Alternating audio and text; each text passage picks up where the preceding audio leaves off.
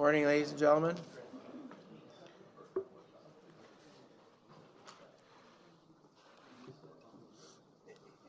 Could all councillors, including myself, turn their phones to silent?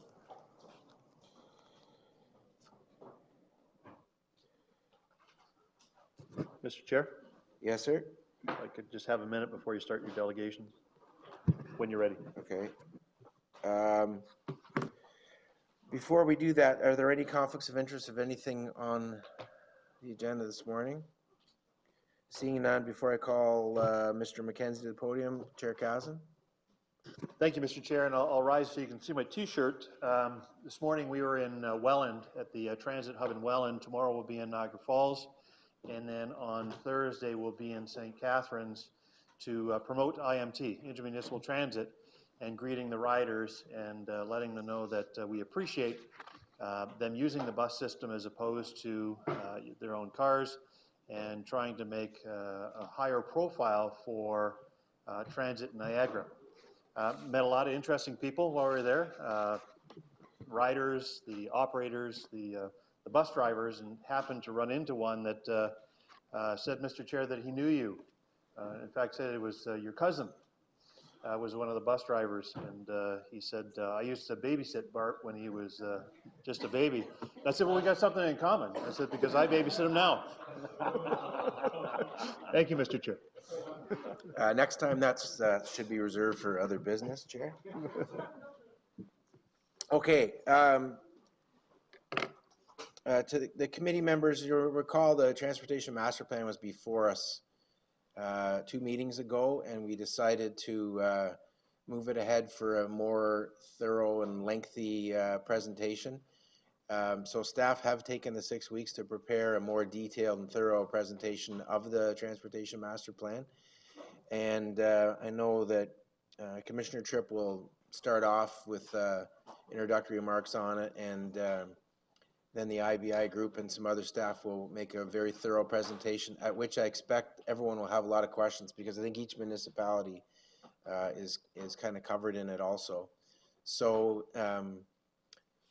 buckle in for a long morning with regard to the Transportation Master Plan is the first thing I tell you. Before I call on Mr. Tripp, though, we do have a presenter. He's been with us before. And we're having him again this morning. It is Bruce McKenzie from Grimsby, who wants to come forward and speak on the Livingston. Is that right? I keep wanting to say Lexington, Livingston Road extension. So, Mr. McKenzie, you're here. Come on forward.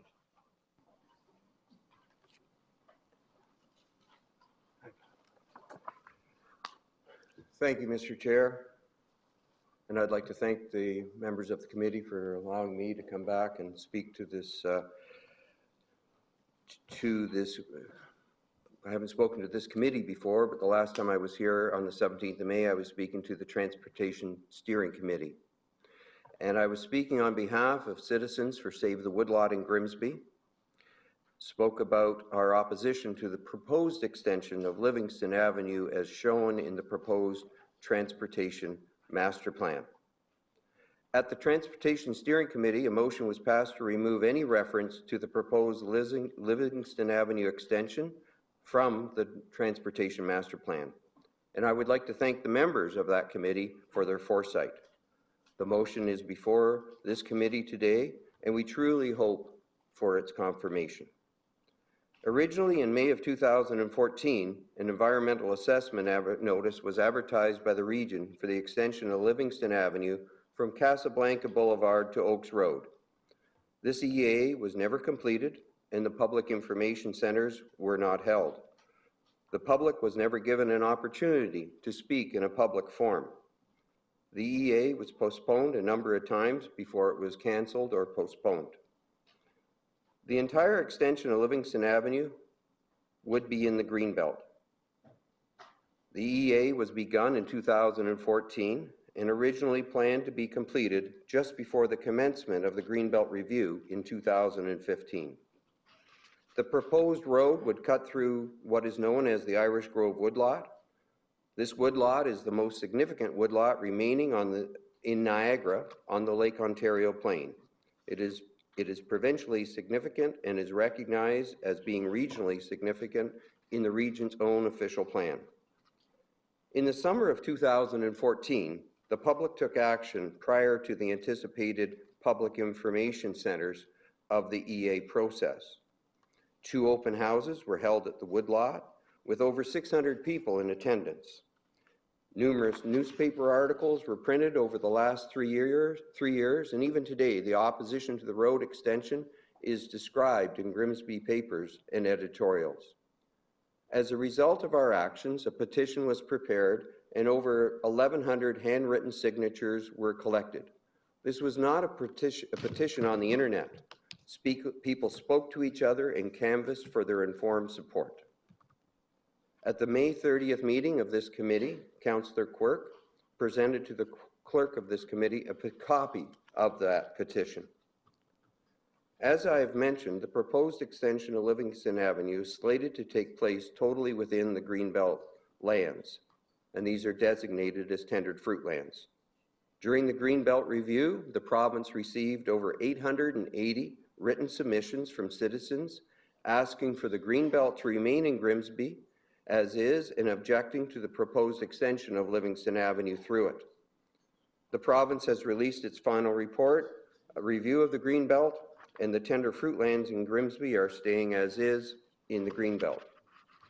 At no time have we seen justification for the proposed extension of Livingston Avenue. A Grimsby Transportation Plan study from the 1990s was completed more than 10 years before the Greenbelt Plan was established in 2005. We believe that that report today carries little or no weight. The plan of the 1990s did not look at environmental or social issues. The area is already adequately served by Main Street West and other roads. So where are we today? In the spring of this year at Public Information Centers for the region's Transportation Master Plan, we saw the proposed extension of Livingston Avenue as being shown on maps as if it already exists. We now see that it is scheduled for construction between this year and 2021. We are very concerned about the way that this was shown in the Transportation Master Plan process without proper public involvement. The citizens of Grimsby were not informed that this was being done. One had to look very carefully at the details on the maps, but there it was. Sometime in the late 1960s, early 1970s, a terrible mistake was made when the Irish Grove woodlot was severely violated by having a road right-of-way expropriated through it and then a 100-foot wide swath cut through it to put in some limited underground services. To give the people who did this over 45 years ago the benefit of the doubt, we assume that they did not recognize or know about the true significance of the woodlot. Today we know about the significance of this woodlot and the prized tender fruit lands that surround it, and we have the opportunity before us not to add on to the mistake that was made over 45 years ago. This is 2017, and we know smarter planning can work to protect our natural areas and precious agricultural lands. There have been 3 years of discussion in Grimsby about this road.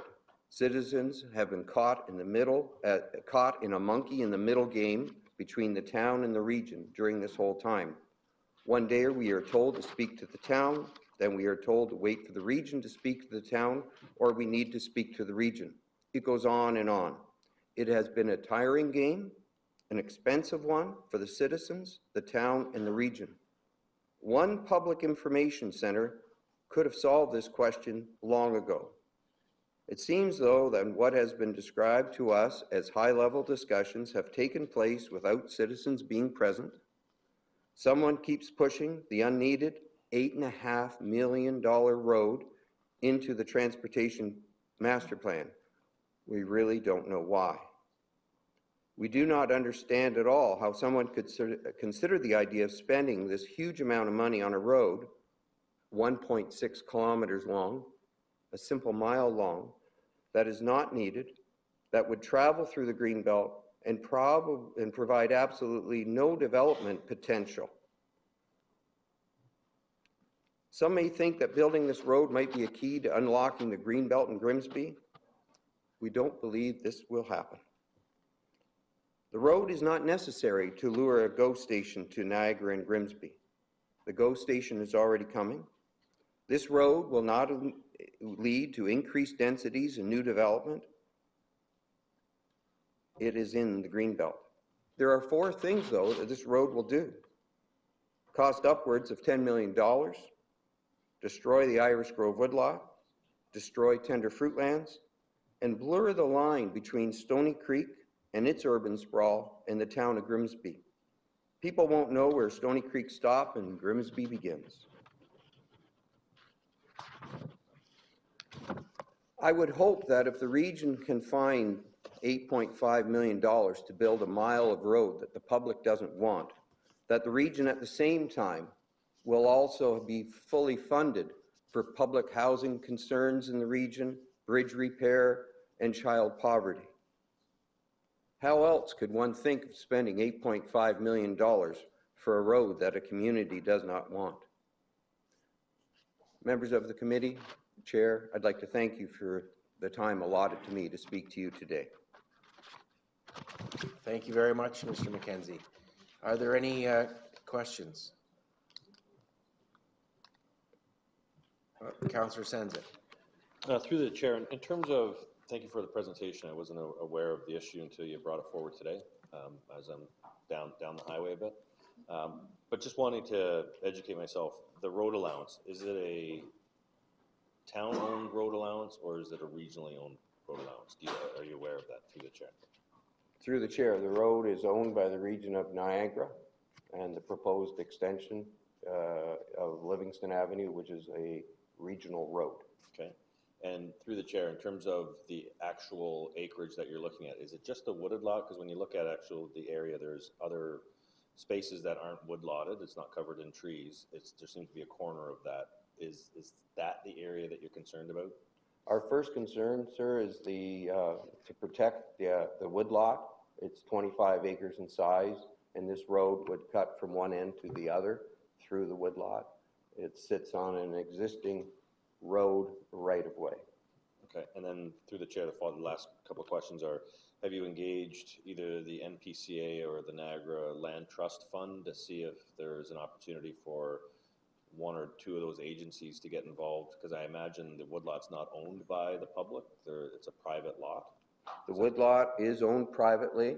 I've spoken to staff, and staff from the Niagara Peninsula Conservation Authority have visited the property. I have not spoken directly to the Niagara Land Trust. A member of that land trust, though, has been on the property and very familiar with it. As to the question of it becoming part of the Niagara Land Trust, the threat of a road going through it would have to be removed before any NGO could look at taking on ownership or even think about it. Plus, there is the other complication that today it's in private ownership under excellent stewardship, and it has been under excellent stewardship since it became a granted land 200 years ago, and that's what allows us to have the forest on it today that is provincially significant old growth forest. Okay, thank you. Okay, Councillor Quirk. Thank you, Chair. Through you, Mr. McKenzie. Bruce, thank you so much for your presentation. As you know, I know your passion for this, and we've been dealing with it since I've got elected. One of the options that has been brought forward is the opportunity to put through cycling trails, active transportation being one of the main connectors to the GO station. What is your impression of using the right-of-way for a cycling trail through that area? I'm very interested in discussing that because when I read the Transportation Master Plan, it talks about active transportation. One of the questions that has come to us since we started this campaign in May of 2014 is, how does the public get to enjoy this? How do we get to educate the public about it? So there's this desire to touch, and a trail on that road right away, as some aldermen in Grimsby have recommended, that has a potential, because it has the potential of connecting Casablanca with a trail to Oaks Road, which leads to the Safe Bridge crossing the QEW to the new housing residential developments on the north side of the QEW. And Bruce, that's, sorry, through you, Chair, that's exactly my point, is that the transportation master plan isn't just roads, it actually is the active transportation process as well. I think at this point, the Council of Grimsby has to decide where they want to go with this, but I think it probably be incumbent to keep the Livingston extension at least referenced in the transportation master plan with respect to active transportation and the bicycle master plan at the very least, because we don't want to limit that opportunity on a go-forward basis. But I do respect your concerns about putting a road through there. I was 6 years old when that went through the first time, when all the sewers went in. I remember riding up along that quite a bit, and it made it very easy to get to Hunter Road and beyond when it was all flattened out. So it has been cut down once, and the lot has survived. So we'll have to make sure that whatever's done is environmentally significant, takes care of the environmental significance of the area. Yeah. Thank you. Thank you very much, Mr. Kirk. Thank you, Mr. McKenzie, for your presentation. I just want to remind Council Committee that the Council has previously passed a motion to hold the Livingston Road extension in abeyance until we've heard back from the town of Grimsby, and that's a motion that was passed by the council. So that's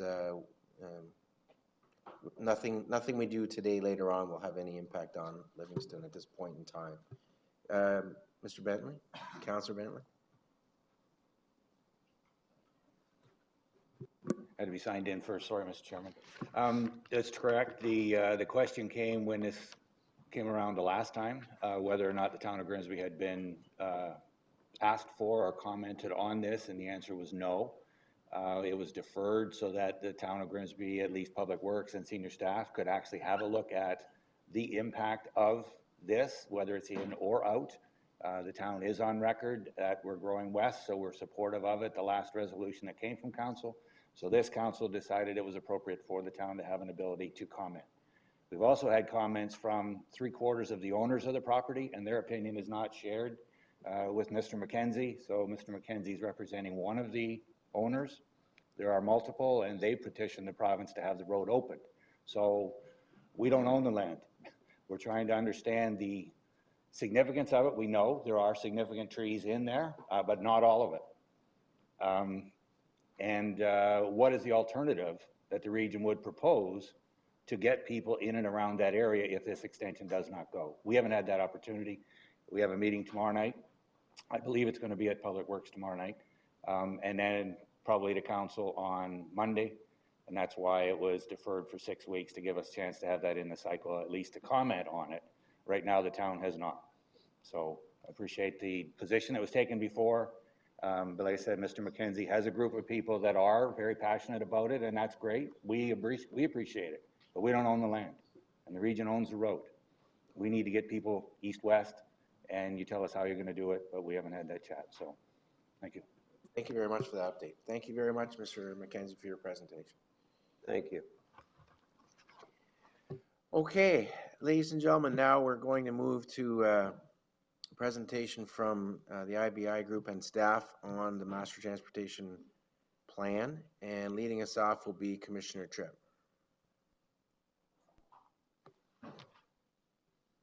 Thank you, Chair and committee members. As requested at the Public Works Committee at our meeting of May 30th, the following presentation provides additional details of the TMP process, findings, vision, direction, and recommendations. I thank you for your indulgence and attention. I know that you have before you 56 slides. We will be concise and efficient in our presentation. We should be complete in just under 40 minutes. I'd just like to briefly introduce my fellow presenters, Brian Hollingsworth with the IBI Group, and Mr. Jack Thompson, who has been on contract with the region since late summer of 2016. My opening comments are intended to address specific questions related to the region's 2002 and 2012 transportation strategies and illustrate continuity between them and the proposed TMT. I'll provide an overview of how the TMP process builds on the previous transportation strategies, how the TMP responds to the 2015-18 Council strategic priorities, and the significant public agency consultation program that provided input into the development of the TMP.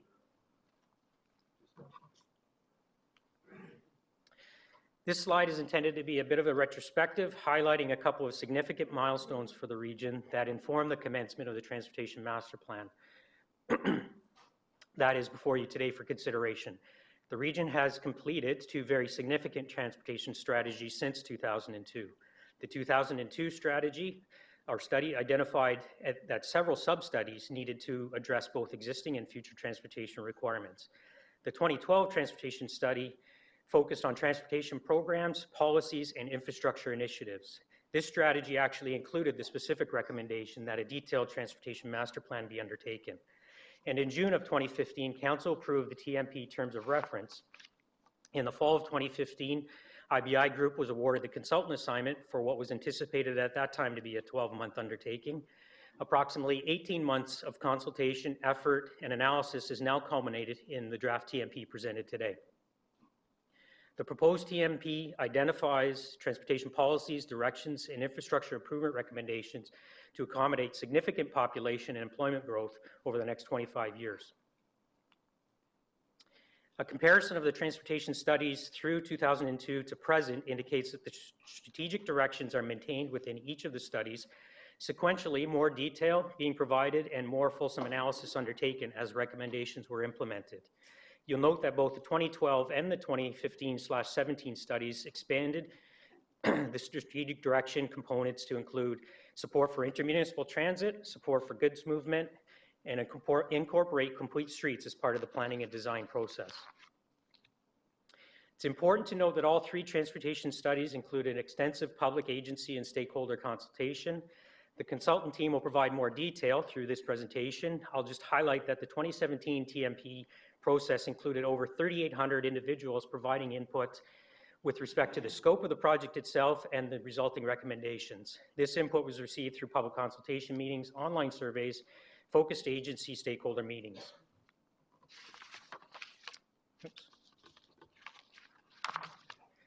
By 2012, the region, through council direction, had completed several of the transportation strategies identified in the O2 transportation strategy, including the introduction of specialized transit through triple majority, the initiation of the pilot project for intermunicipal transit, the adoption of the Niagara Bikeways Master Plan, the completion of roads rationalization and needs study, as well as several individual class environmental assessment studies for projects.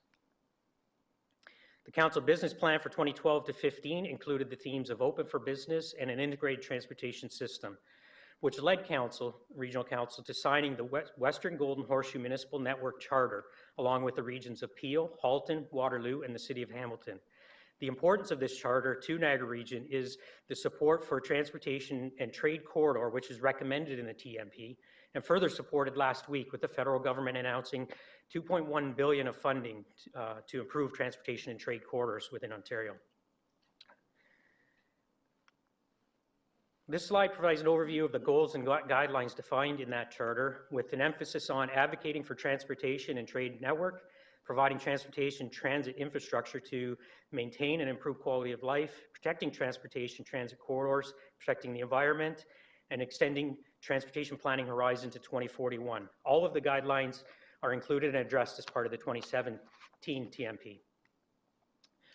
The 2017 TMP, or 2015 terms of reference, was intentionally developed to reflect the 2015 to 18 Council's strategic priorities relating to the movement of people and goods.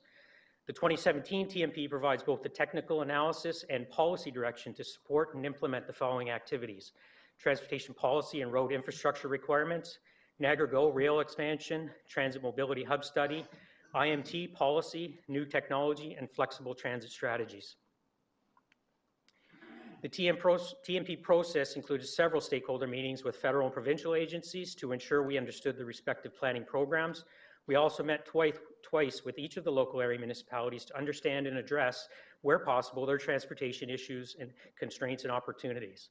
The local municipalities provided input on the strategic cycling network, infrastructure requirements, intermunicipal transit, flexible services, and complete streets. We involved a wide range of regional staff as part of the overall planning process in keeping with the Niagara 2041 How We Grow, How We Go, and How We Flow initiatives. This slide shows the range of stakeholders that attended the 3 TMP stakeholder meetings, in addition to input from the province and federal governments and local municipalities. A broad representation of transportation providers, university and college, agricultural community, and chambers of commerce. It is very important for committee members to feel comfortable that the TMP process is respectful of the previous transportation strategies, network charters, council strategic priorities, and included a significant public consultation program that provided input into the long-term vision, strategies, and recommendations. So at this point, I'm pleased to welcome Mr. Brian Hollingsworth from IBI Group to continue with TMP transportation, and I will conclude with some closing comments after him. Thank you. Thanks, Commissioner. Welcome, Brian. Good morning, Mr. Chair and fellow councillors. I'm very pleased to be here. My name is Brian Hollingworth. I'm a director with IBI Group, and I look forward to presenting the Transportation Master Plan in a little bit more detail than the last committee meeting. Just by way of background, very briefly, so you get to know me, I have about 22 years experience, largely in long-range transportation master plans. I've done TMPs in Hamilton, Ottawa, Regina, Victoria, Toronto, Markham, Durham, York Region, and a few others. And done some work in Cape Breton. So I have traveled the country doing this type of work. In terms of the presentation, it will be about 20-25 minutes, and I'll kind of split it into 3 parts. The first part will provide a little bit of background on the Transportation Master Plan and the process.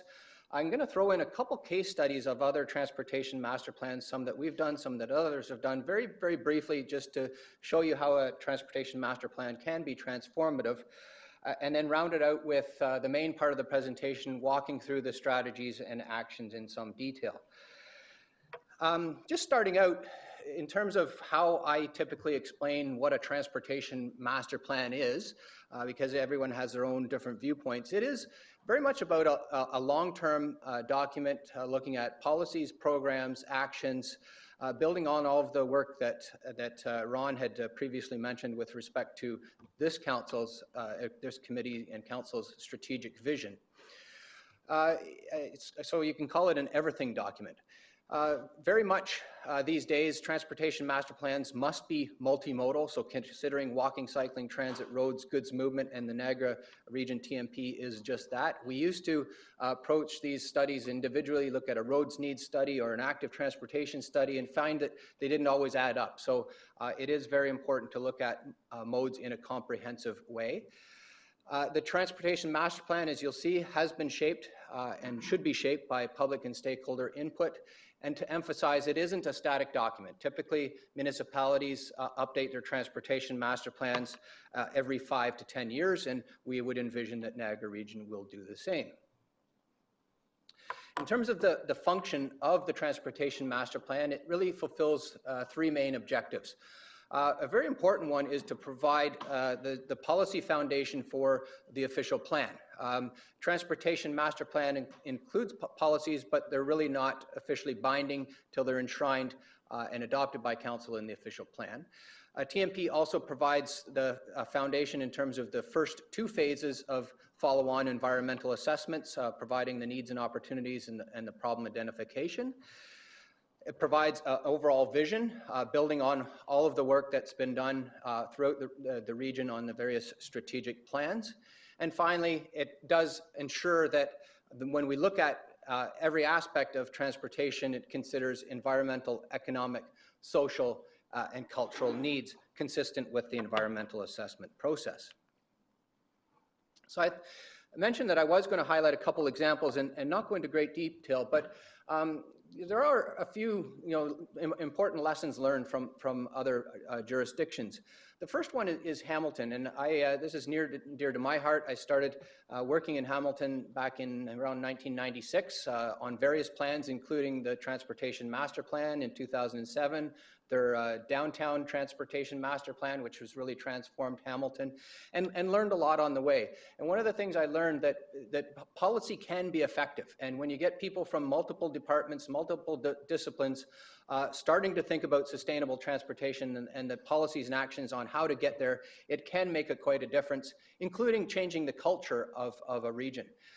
The other thing we learned from Hamilton is the powerful effect of pilot projects and signature projects, including things like the Cannon Street cycle track, the extension of the James Street, or the extension of the GO Rail system to West Harbour, which really kind of accelerated progress towards more sustainable transportation. And if you've been in Hamilton, you can sort of feel the vibe there and the transformation.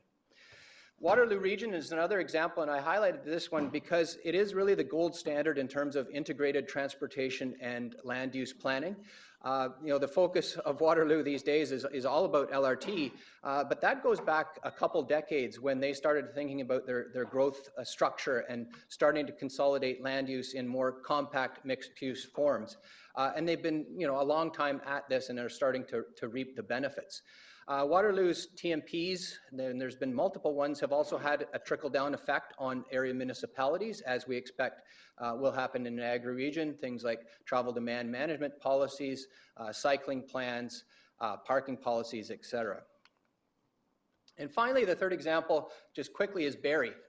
We weren't involved in Barrie in any way in terms of the Transportation Master Plan, but I thought I would just throw it up there because there are a number of parallels to Niagara region in terms of its proximity to the Greater Toronto area, its location along a GO rail network. And it's interesting to see what Barrie has done with their Transportation Master Plan. They've actually branded it as a multimodal active transportation plan. So recognizing that they needed to catch up on cycling, walking, and transit, they've identified aggressive targets for mode share change. And really their plan is about walking before they run, but also realizing that they don't want to become just a bedroom community, and it takes investments in sustainable transportation to create a complete city and a complete community. So just quickly on the lessons learned, there is a real need to focus on sustainable transportation options, multimodal options to combat that bedroom community challenge. Complete streets, which I'll talk about in the next part of this presentation, are important in causing transformative change. And while Hamilton, until recently, hasn't had a complete streets policy, they've been adopting the concepts for over a decade, and it's starting to have an effect. And finally, as mentioned at the start, looking at all modes together in an integrated fashion.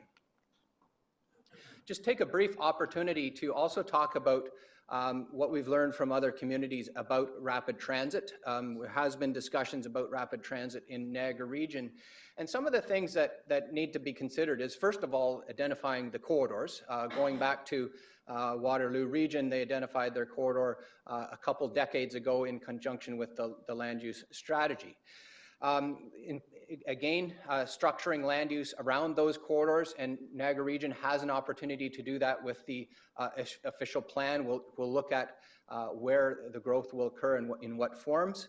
Starting to build the ridership on trunk routes. You take Waterloo region, for example, they invested in the I-Express about 8 years ago. There was a quick start service in advance of their current rapid transit project to build ridership, and it was very successful. And finally, undertaking all the work in terms of environmental assessments, starting with feasibility studies, the actual EA or transit project assessment process, detailed design, construction, and delivery. I just wanted to highlight that it is a process. Very few municipalities have done it in less than 10 years, most several decades. So back to the Niagara Region Transportation Master Plan process. As Ron has highlighted, there was extensive consultation, 4 sets of public information centers, 2 online surveys. Some of you may have saw the MetroQuest survey, which was very well participated in. an advisory group, kitchen table meetings, 2 rounds with each area municipality and the staff to get more insights on local issues, a First Nations meeting, and a freight survey. The study was guided by a multidisciplinary team consisting of planning, public works, finance, and health. And all of this led to our identification of the vision, building on past work, needs, opportunities, strategies, and the implementation plan. On the vision, you have it in front of you in the plan, so I won't go through it in detail, but just highlight that it does build on past work, council and committees.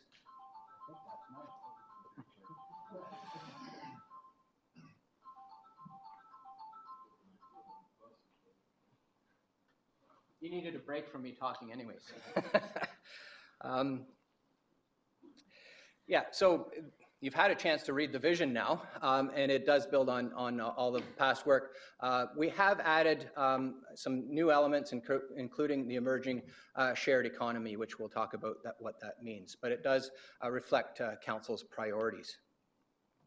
I mentioned the MetroQuest survey. Won't go through the details, but it was a useful tool for getting input from the public and stakeholder.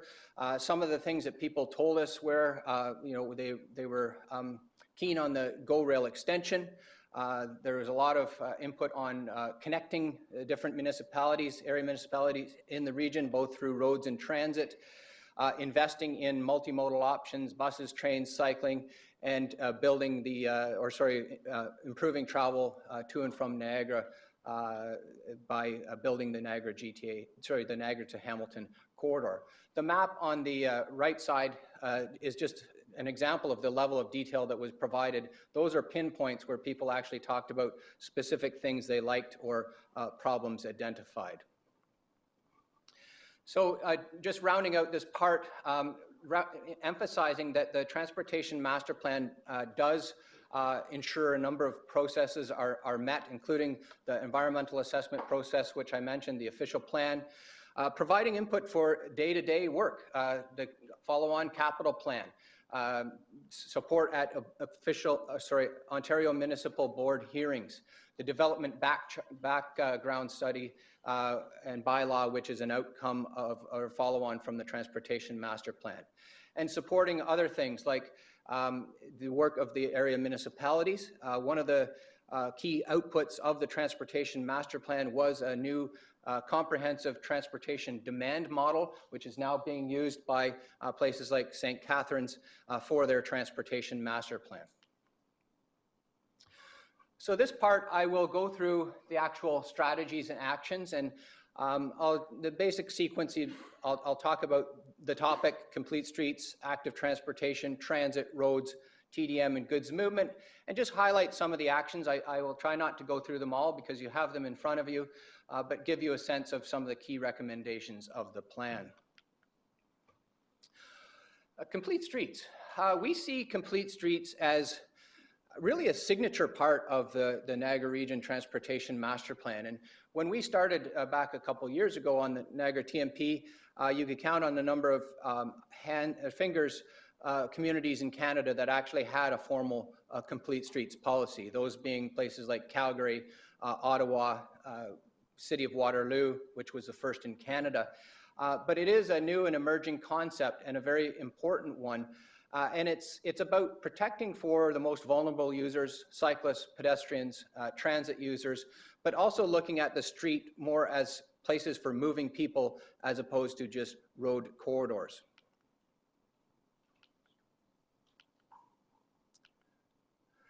So the Transportation Master Plan does have a comprehensive document on complete streets. It's one of the background documents which will be released as part of the plan. It's called the Niagara Region Complete Streets Design Guideline, and it gets into different typologies. This is just an example of a main street, Queenston Street at Vine Street in St. Catharines, where there you can see how the concepts of complete streets about building attractive pedestrian environments, providing cycling facilities, managing road traffic, improving street trees and street furniture can have a significant difference on a street. And the way this policy will work is that complete streets are done de facto, or at least considered de facto, in all new and retrofit road projects. Another example from Thorold, St. David's Road, a more modest transformation, but again providing multimodal options along the corridor. And finally, this is just another typology, rural roads. Again, different type of treatment, but providing for all users, including cyclists, by providing paved shoulders. And that's one of the, probably the most common comment we heard from the public at the stakeholder meetings is improved safety for cyclists on rural roads. So the actual actions are to implement or adopt this document, this guideline, initiate an advisory committee, and basically start the transformation that we have outlined and envisioned as part of the Complete Streets concept. Moving on to active transportation, the overall strategy is to make cycling and walking a more attractive option for more residents. Niagara region is well known for its recreational cycling trails, but there is a need to provide additional facilities for what I call utilitarian cycling travel. So making cycling and walking a daily habit. Our plan builds on the 2003 Bikeways Master Plan, which was adopted back in 2005 by Council, and it really focuses on kind of accelerating that plan. The 2003 plan identified some 1,200 kilometers of cycling facilities. About 760 kilometers of those have been built, but they've largely been built as part of road capital plans. So we looked at the cycling network and we said, how can we accelerate the development of this long-term vision by focusing on infill projects that across barriers connect major destinations such as schools and activity centers. And we went through this process. And the lines on the map, just to orient you, the green is existing. The purple lines are lines that we've identified as infill projects, so which would be done above and beyond the capital plan, and then the orange being things that will be done in the next 10 years just through the road capital plan project. So it was a very strategic approach, looking at what we call a 10-year cycling plan. So other actions beyond implementing that plan are continuing to work with the Active Transportation Subcommittee, providing the programming and support to encourage more cycling, and investing in cycling facilities. In our financial plan, we've actually proposed a $1 million per year investment in cycling to accelerate progress. I should also mention that the cycling plan does recognize and build on the extensive off-road trail plan. There are a number of great trails throughout the region. We've added a few plans based on municipal input in Fort Erie and West Lincoln, but it does recognize that off-road system. On to transit. Transit's a tricky one. Niagara region has an evolving transit system consisting of the local services and the regional services, but by and large, it is used currently by transit captives. Modal share right now is about 1.6% in terms of all motorized trips, so it's an important mode, but certainly not the main mode. So our goal is to make it more attractive to more people, and we see the idea of flexible transit and new mobility, which I'll talk about in a moment, as one way of doing that. One of the challenges with the region is it does have spread out geographies and some lower density communities, and it's very difficult to run an effective transit service. So the idea of flexible services is one way to get more people using transit. You've also done a lot of work on the idea of a regional transit system, which is a parallel study, and we've recognized that in the plan.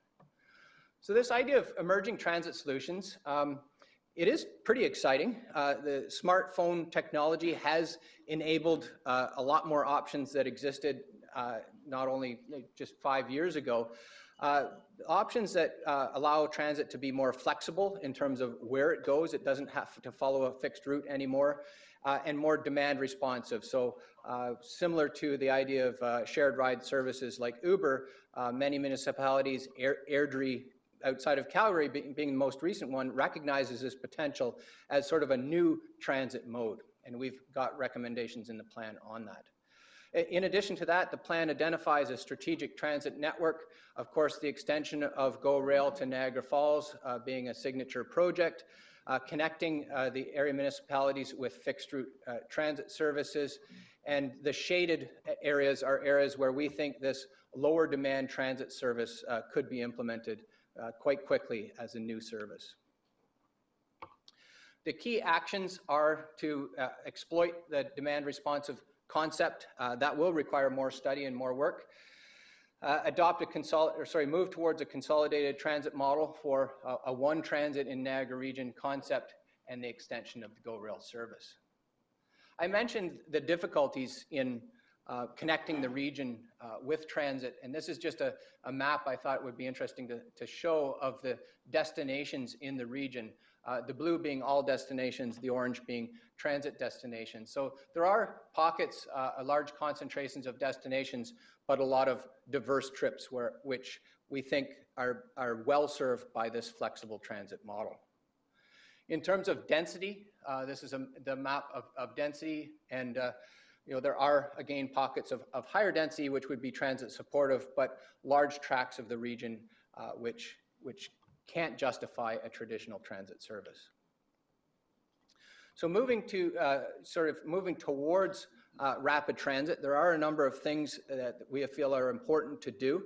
One being simple things like transit priority measures, or things like queue jumps to expedite existing transit services through hotspots.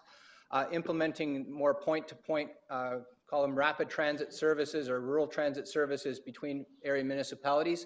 This is an example from Aspen, Colorado. They actually call it rural bus rapid transit, and it's quite successful. Concentrating land use around key corridors, again, which will be enshrined through the official plan, and continuing to improve fare integration. Doing okay for time? Okay. You tell me to speed up. Okay. On the road network, again, building on what we heard from the public, it is about improving connectivity. There are some strategic improvements, which I'll go through, recommended in the plan, but it is a little bit about addressing some of the hot spots and doing more with less, getting more out of the existing road system.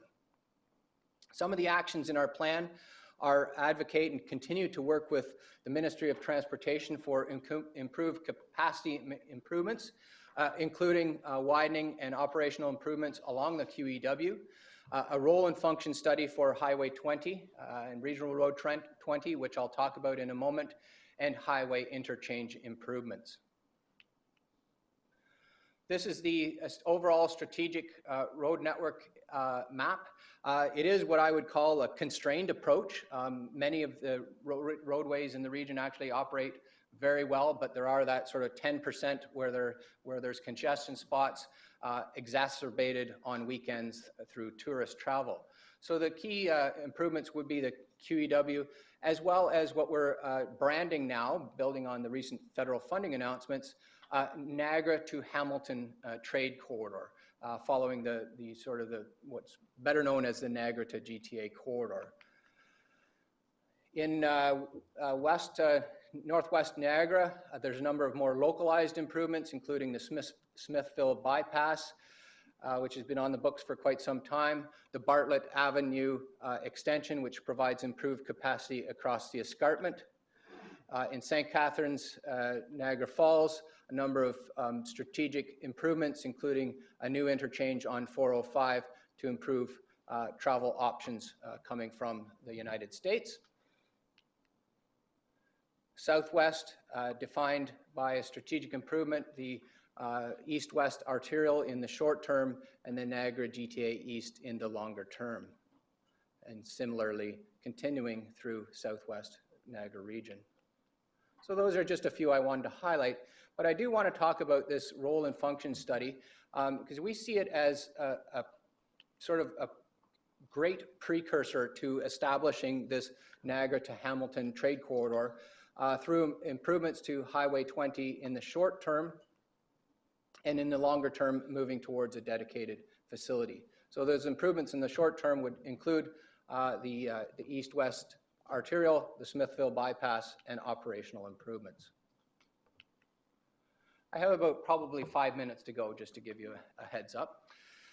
Rounding out the strategies, transportation demand management and system management. Again, this is about getting more out of our existing networks through managing travel demand, getting people to travel on different modes at different times, and even avoid or consolidate trips. And we've got a number of policies on that. But also what we call transportation system management, or a component of that is intelligent transportation systems to better optimize road networks. There is a number of actions in the plan. Just highlight a couple of them. Developing a business case for a Niagara rideshare program. So ride sharing, carpooling, getting people to travel together, fundamental part of TDM. And completing an intelligent transportation system study, which has already started to implement things for road improvements. The last topic is goods movement. Niagara region is a major goods movement hub, both for activity with destinations and origins in the region, as well as for through trips. Recently, it has been designated as a foreign trade zone, which will further promote the region as an international trade destination. This is the strategic goods movement network highlighted by the Niagara to Hamilton trade corridor and other road and multimodal goods movement systems. Some of the actions include establishing a Niagara trade corridor subcommittee, initiating a goods movement study, and ensuring that the existing systems for marine, rail, and air infrastructure are protected for the future. The last part of the plan, and a very important part of the plan, is about the financial aspects. And we have spent quite a bit of time costing out this plan in terms of the capital investment, breaking out into total costs as well as the growth-related costs, and breaking it down by type of improvement. So we're looking at about $1.26 billion for road expansion projects. Not going to go through this table, but if you so choose, you want to look at specific projects of interest, we have costed those out, described them in detail, and provided an approximate timing for their implementation. So lastly, before I turn it over back to Ron, just rounding it out and highlighting the fact that we think this plan is forward-looking. It addresses all of the environmental aspects, social and economic aspects in an integrated way. Some of the key features, such as the Complete Streets plan, we think could be very transformative for the region, and it provides a good basis for moving forward. So the next steps are to finalize the plan, get it taken to council for consideration, and the final public review process.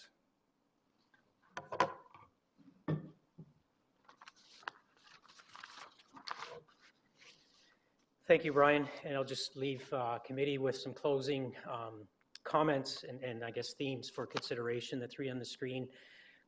Just to reiterate what has been said a couple of different ways through the presentation, this builds on the previous work in a very respectful way. This is a critical document in terms of laying the groundwork and maintaining momentum on infrastructure renewal, specifically the continuity with the EA process. And it excuse me, maintains the momentum with the planning and the funding and delivering of long-term transportation services. And Chair, respectfully offer two final considerations, not on the screen for the committee. This is the final draft of the Transportation Master Plan. Considerable document. I sincerely hope that the members have had the chance to read and digest the master plan, although I do acknowledge and appreciate that the committee was provided with considerable amount of information in the month of May, the month of May. Between the water wastewater master plan and the transportation master plan documents, there would have been a solid week worth of reading for committee members. I want to assure committee that what is being considered today is a first-in-class body of work. A tremendous amount of work has been done, and the final plan does represent the fulfillment of the terms of reference established in 2015, and further addresses the input, opportunities, priorities, and concerns brought forward through extensive outreach and consultation. And the final point of consideration offer for a committee relates to a document that the chair and I presented to council in October of 2016.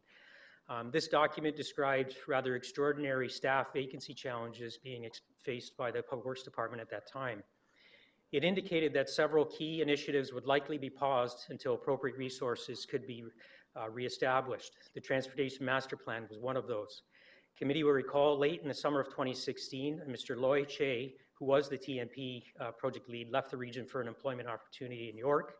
Mr. Manoj Deloria also left the region for an opportunity at the City of Thorold. And council will recall that the director of the division had been on leave for approximately 7 months. The outlook for the TMP at that time was bleak. It was around this time that I and the region had the good fortune to meet Jack Thompson. His extensive experience, expertise, and commitment. Through that, we were able to get the TMP back on track and hopefully now across the finish line. We did so in a very thorough manner, and as I stated, the result, in my opinion, is a first-class body of work. I raise this now not just to punctuate the achievement. I wish to convey the significance and importance of the region formally concluding this step and the approval of the TMP. We now need to focus on the reestablishment of internal technical resourcing in order to actually deliver on the recommended action items in the plan, maintain and hopefully build momentum on Council's key strategic priorities such as GO and IMT, and restart a number of critical transportation infrastructure initiatives that have been on hold since 2016, such as the Escarpment Crossing environmental assessment. So thank you very much, committee members, for your attention. Mr. Chair, we welcome any questions. Okay, thank you very much, gentlemen, for an excellent presentation. And I'm sure we'll have several questions. We'll start off with Chair Caslin. Thank you, Mr. Chair. And I'm wondering, do you want to get the report on the floor? Would you like a mover for the report so that we can talk about the report and the presentation? Sure.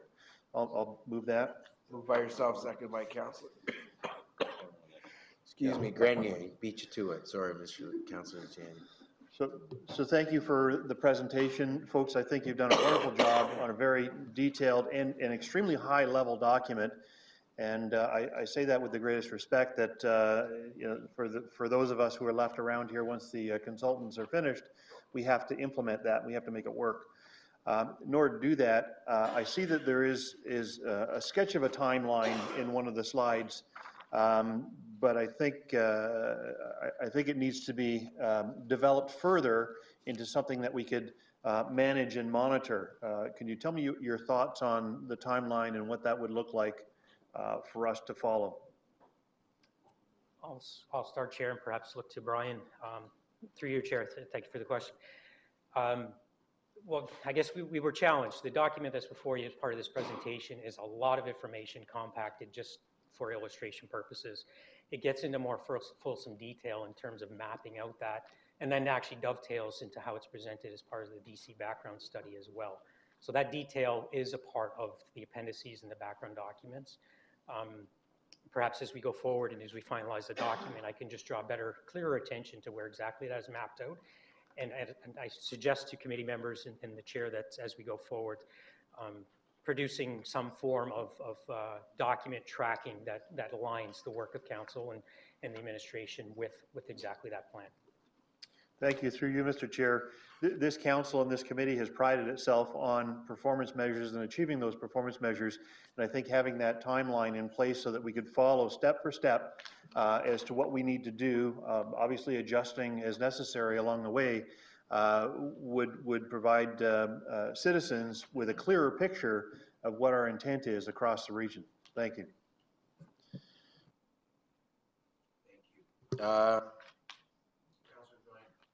Thank you, Mr. Chair.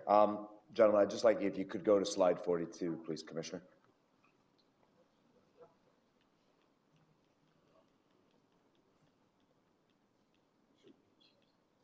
Slide 42 talks about the Smithville bypass, and historically the Smithville bypass is not what is showing on this map. Historically, the bypass is a bypass that runs from Highway 20 south through the Leisureplex and down to 16 Road. I just want to make sure that that bypass here is the one that identifies a road that comes off the roundabout at South Grimsby Road 6 and Highway 20, goes north over the tracks and then east into our industrial park. Is that in case the fact? Through you, Mr. Chair, I can answer that with a yes. It's figuratively shown on the map before you, but is exactly as the mayor's described. And the location of that and the presentation of it is informed by not only your planning department, but your development community as well. Okay, so what can I conclude about the bypass that is still on the map as far as the one that goes south from Highway 20 down to 16 Road, just east of the Smithville Leisureplex? Is that in or is that out now? What's before you is what will be advocated with the province as we go forward with the discussion. It'll bear out in the role and function study that we're advocating to be done in collaboration with the MTO. What you see before you is what the region will be advocating for. Okay, thank you. I understand where you're going with that. My next question is, if you could turn to page 48 too as well.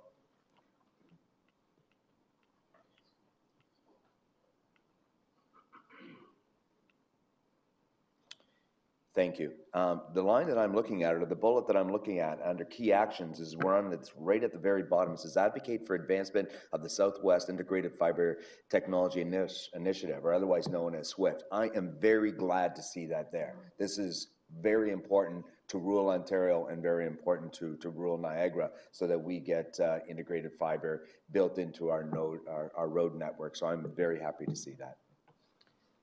Through you, Chair, it speaks in far more detail in the actual document itself, recognizing that if we want to advocate and capitalize on flexible strategies, we actually have to recognize we have deficiencies out within the network that need to be dealt with as well.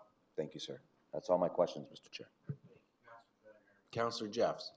Thank you, Mr. Chair, and I just want to comment too that I was glad as a member, a board member for SWIFT, I was glad to see that in there as well, as it is very important to the rural municipalities. But my question is, at the very beginning of this presentation, it stated that this was a static document that would be updated regularly. And so, because I have some concerns about linkages from Wainfleet to the Niagara to GTA corridor. And so that was brought to my attention over the last couple of days from staff at the township who had some concerns over that.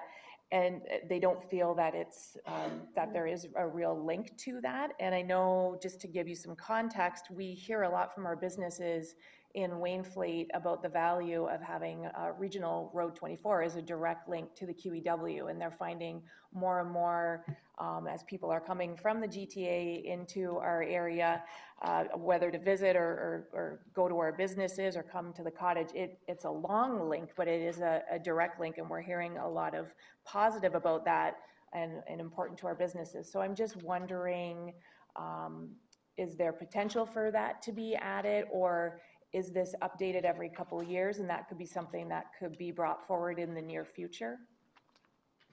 Through you, Chair, I may have misunderstood or misheard the councillor, or we may have misspoke, but the keyword is not a static document and requires constant maintenance. So there's reference to the Niagara to Hamilton Trade Corridor, which is an idea at the moment. It doesn't have status, with the exception of the piece from 140 to the QEW, which does have status with the province. I reference slide 46 here because even the trade corridor itself is likely decades away. So there's a lot of consideration that needs to go into that, and how that becomes a reality. And that's why we are strongly recommending that this role and function study, which does incorporate Highway 24 into the medium-term solution, which in itself could be a decade away.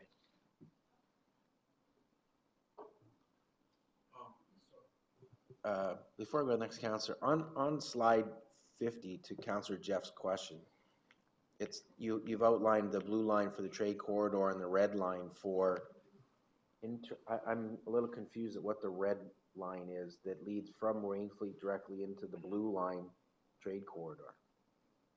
Could you just elaborate on what we're Through looking Chair, at? yes, it overlays both. The red line, both dashed and solid, is improvements on existing road corridors. So that's In that particular case, it's Highway 20, Highway 24, Forks Road, over to Netherby Road as sort of the starting point for that consideration. The blue line is a notional line at this point in time. It's not identifying a corridor. It doesn't have status with the province yet.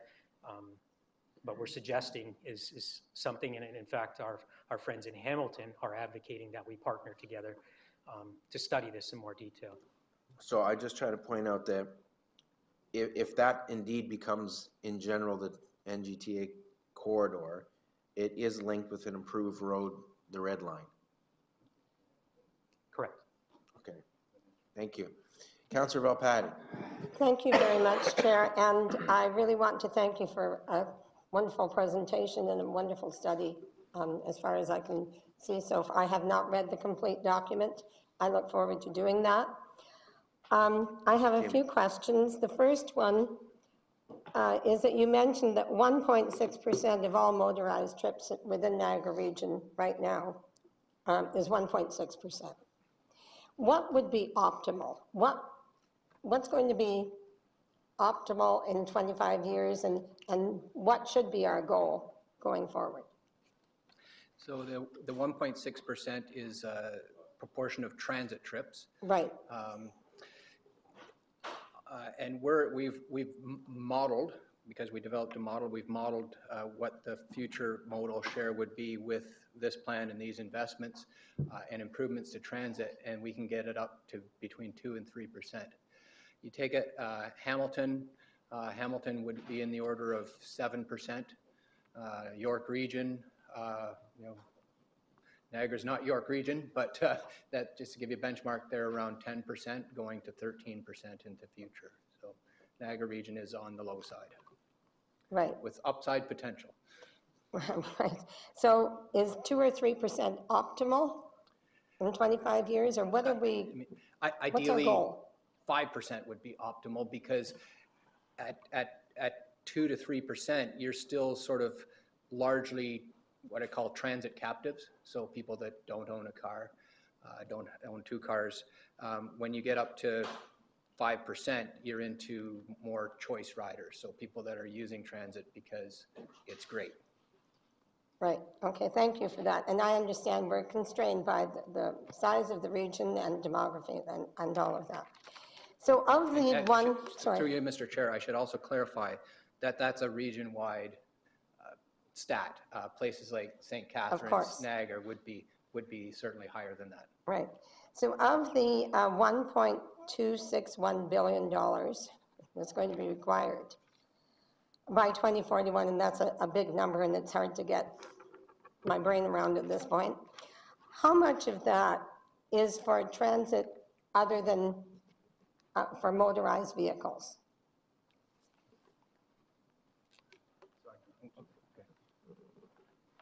So basically, through you, Chair, the costing has identified the road infrastructure costs, and as well as some active transportation costs.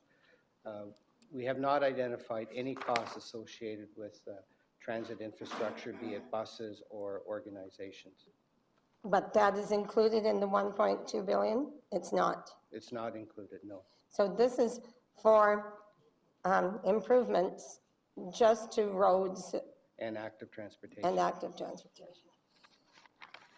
So our bus transit system is not included there.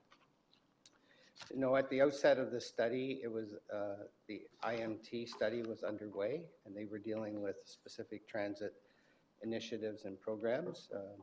So they have, in their study, identified some costs, but we've stayed to the road side and the active transportation side at this time. Okay. Chair, if I could. Yes. It's a question of timing with this. Of course. Commencement of this, we didn't even have jurisdiction within transit. This has come up through the DC study as well, which at this point in time does not include provisions for transit growth. But there's certainly an intent as we get further along to incorporate that as part of this whole story. Right. So I look forward to that. It might scare me, but I look forward to it. And in relation to the DC study, which is just underway, it looks like about a quarter of the costs should be covered or a third rather, a third of the cost should be covered by DCs. Is that typical?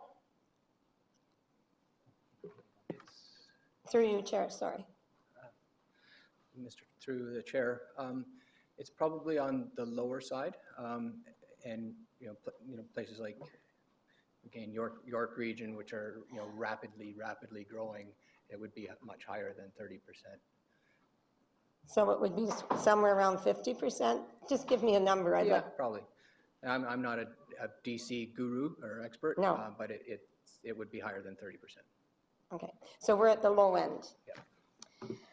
Okay, and one other question, and that is the statement, large parts of Niagara region can't justify regional transit service. And you mentioned rural bus rapid transit, which really caught my attention. So what does that entail? What is rural bus rapid transit?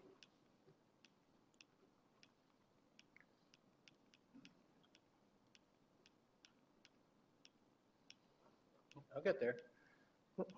I'm sure you will. Yeah. You probably know this document like the back of your hand.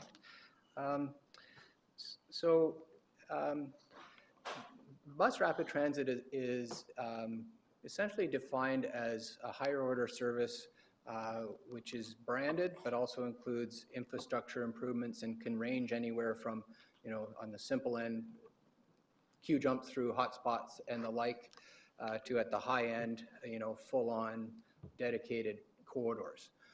The idea of a rural bus rapid transit system would be that it would connect, Port Colborne, Welland, St. Catharines, similar to the existing regional transit system that is emerging, but would be given treatment through some of the congested areas, potentially more express services, potentially branded as a different service. So we're not detailing that yet in this plan, but certainly it is a direction that the region could move to. Sorry, through you, Chair, would it include something like vehicles other than 40-foot buses?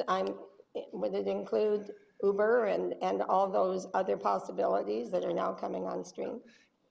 Through the chair, that wouldn't be branded as rapid transit, but this plan very much does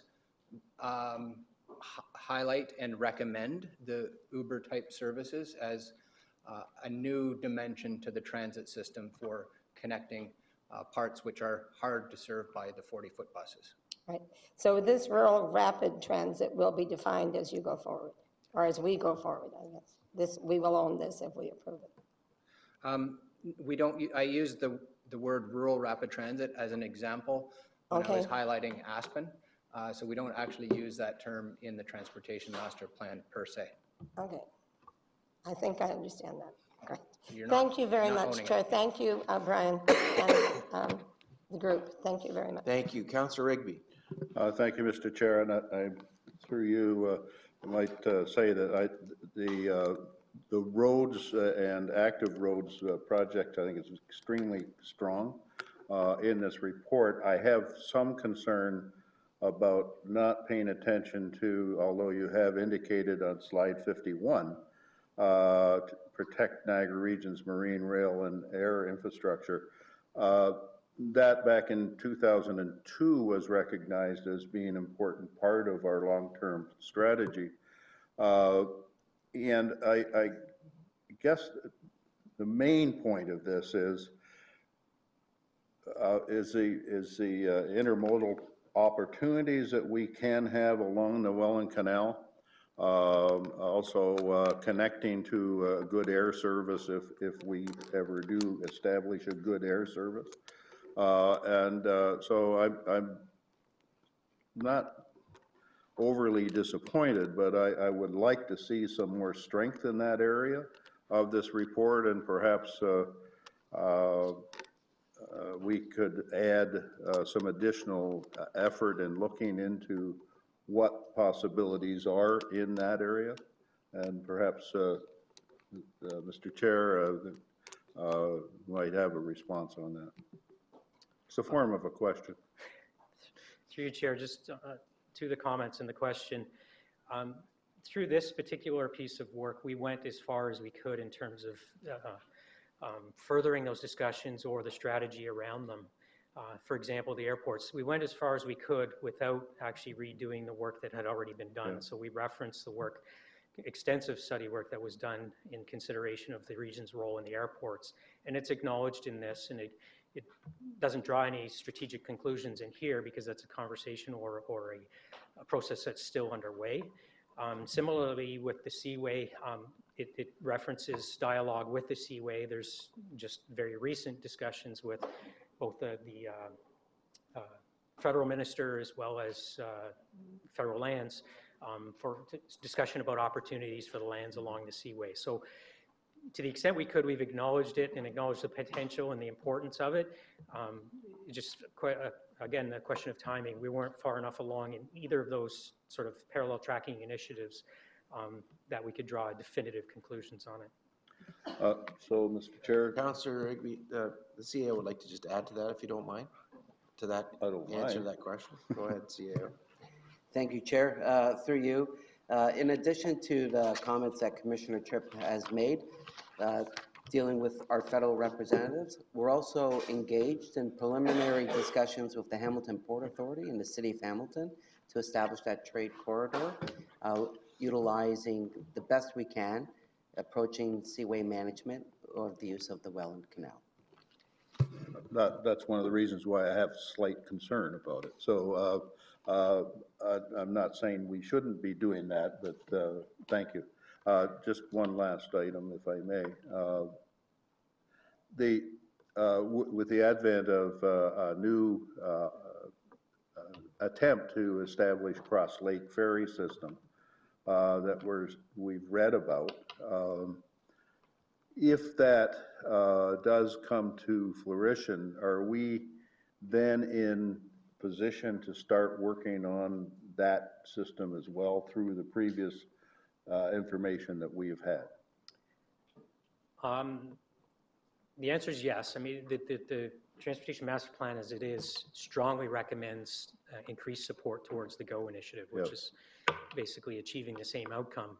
That said, we are open to look at new streams that come on and how we could capitalize them. But to your previous comments and I guess tag teaming with the CAO, perhaps it could be clearer in terms of how it's called out, but a very strong recommendation of the TMP is to embark on an appropriate, proper goods moves study, which other jurisdictions around the GTA have completed.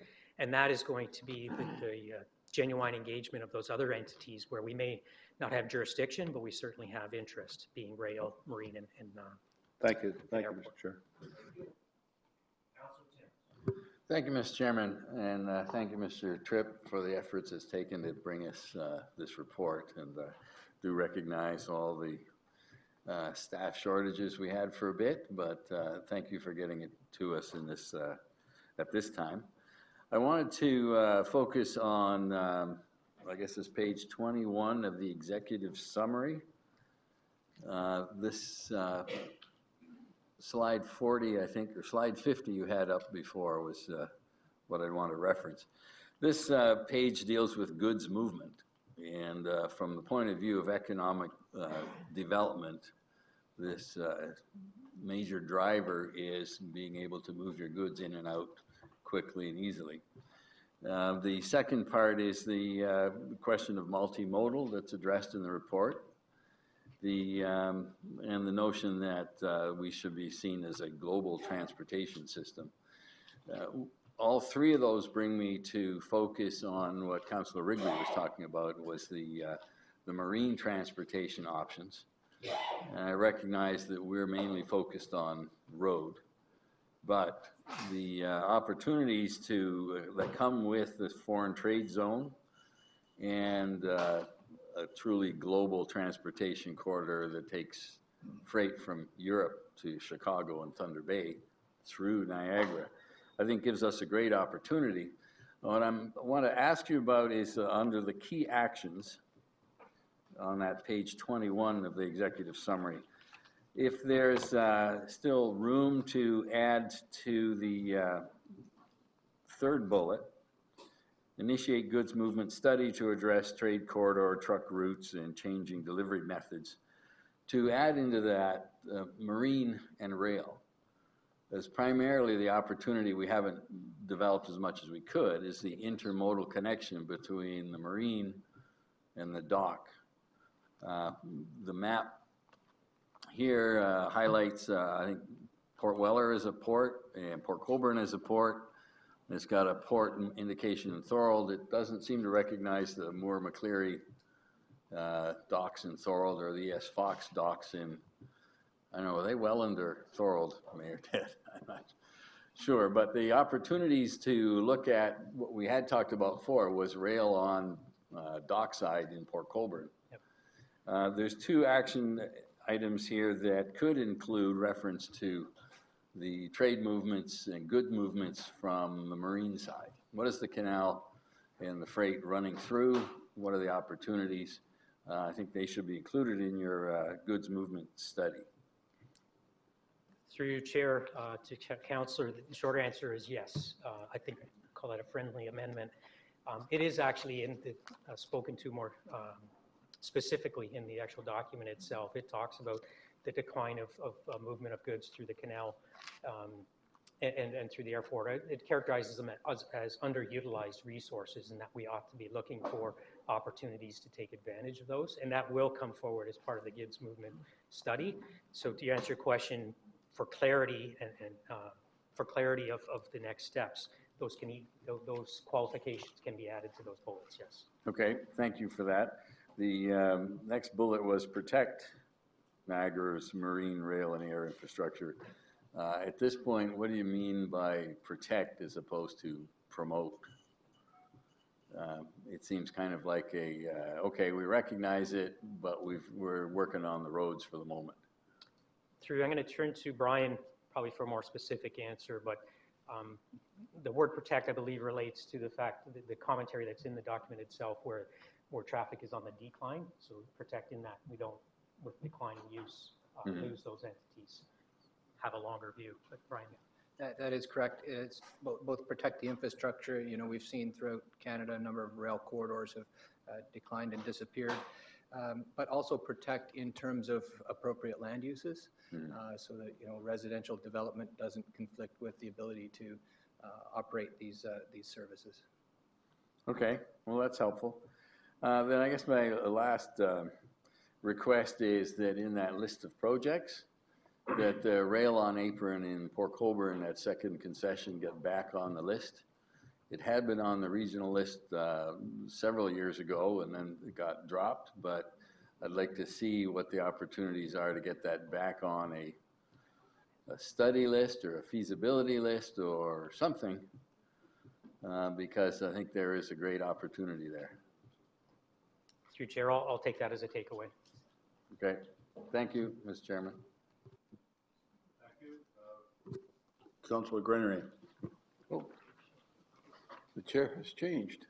Thank you, Mr. Vice Chair, for the opportunity. I have a couple quick more comments and maybe requests on how we roll this out completely. Like Chair Caslin said, I hope that through you. You will stick to questions, Councillor. Yeah. Thank you. No, I thought we were doing both at the same time, the way it was moved. That through you to Commissioner Tripp, you mentioned about a way to highlight how the money was going to be spent or how it's going to be targeted to be rolled out. How are we going to receive that and be able to use that information in budget deliberations and moving forward? Through your chair, as I sort of think it through in my head as I had the question, it's going to be a Gantt chart as big as the screen that's up there, something of that nature, tracking sort of the connectivity of projects and the flow of projects and the timing, and something that's measurable. It will be an extensive document. We'll have to get back to committee exactly what that's going to look like. Okay, so the sort of $520-odd million will be targeted about year-to-year resources that need to be allocated. I don't expect an even 25. I would expect to be spikes and peaks and valleys throughout that time. Okay. The other issue that came up when I was trying to review this is with respect to complete streets. I'm a fan and endorse the concept.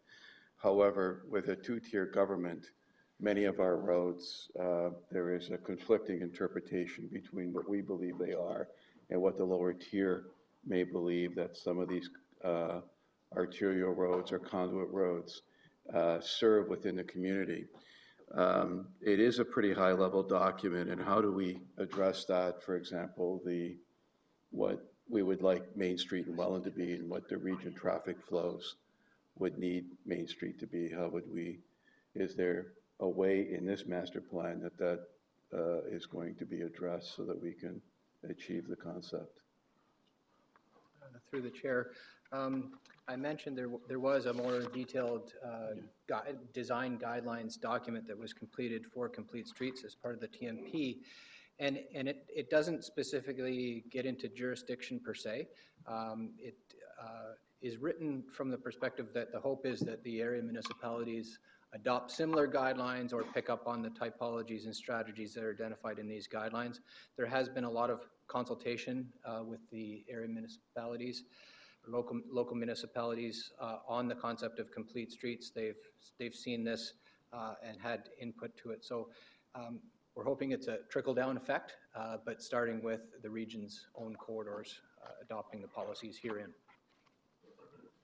Okay, and through you, Mr. Vice Chair, I think this may be a stumbling block at some point in the future, and I think we need to endeavor this as we roll this out to engage and make sure that we don't have those issues. You know, just as a wrinkle, you know, the sidewalk construction is a lower tier responsibility, and we're responsible for the roads. So is there given some thought about how we're going to engage and make sure that we don't get into those bun fights like we've had in the past? Through you, Chair, having been at two local jurisdictions, I'm very familiar with what the councilor's referencing. I'd suggest that nothing worthwhile is easy. There's still a bit of work to be done. Will we have universal unanimity across the region? Probably not, but we're going to try and take the high road. Thank you. Well, okay. Stay tuned kind of thing, right, and see what we can do. The last comment, if I can, is about the trade corridor.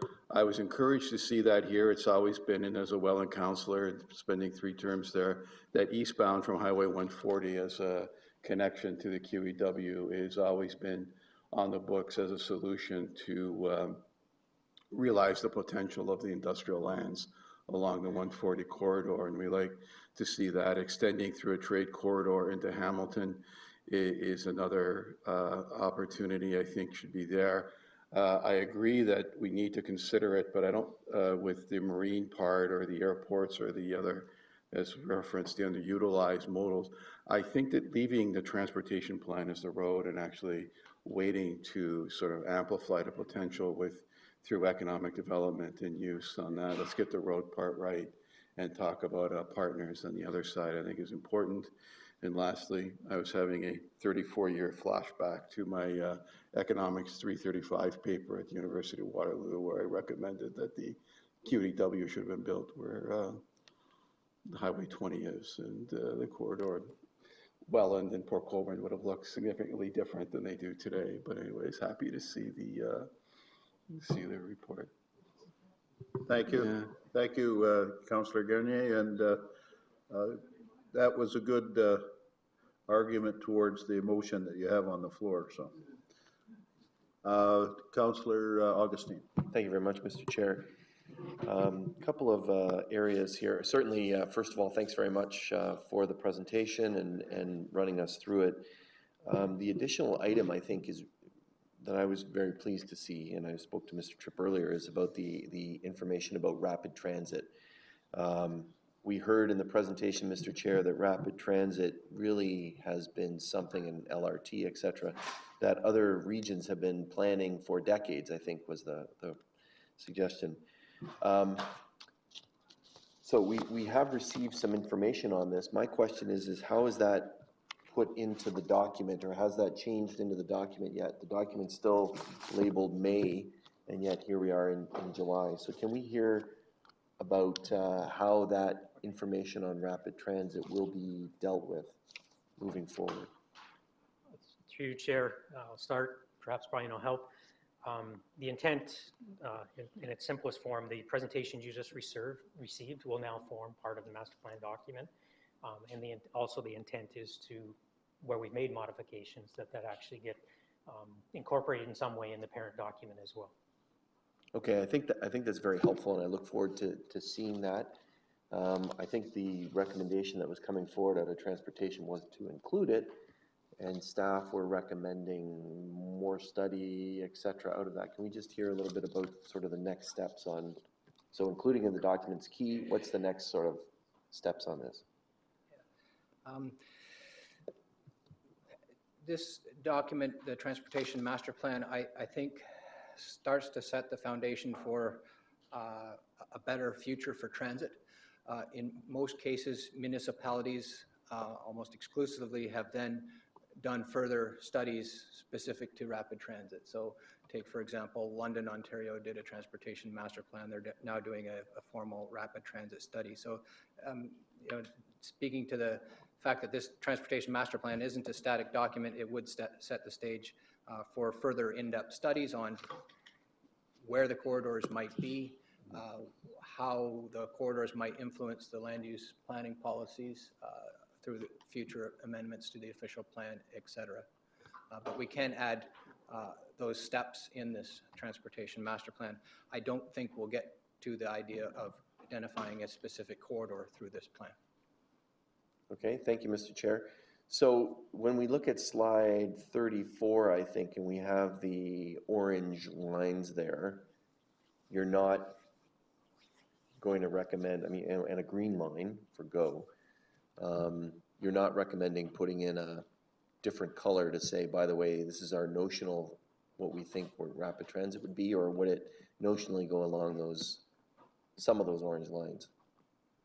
Through the chair, some of those orange lines could be candidates for express corridors and future higher order transit services.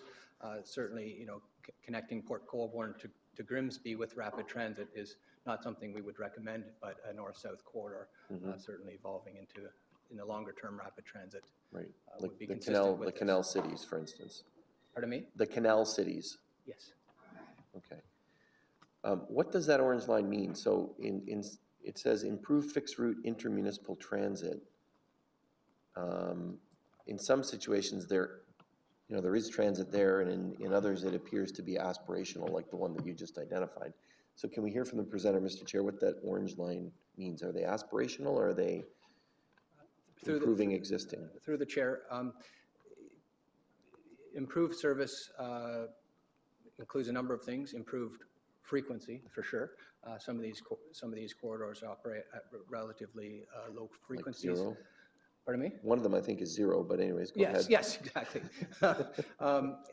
So improved frequencies, improved hours of service, improved amenities at the various nodes and transfer points, and potentially, as you enter some of the more congested areas, some improvements to expedite the transit services.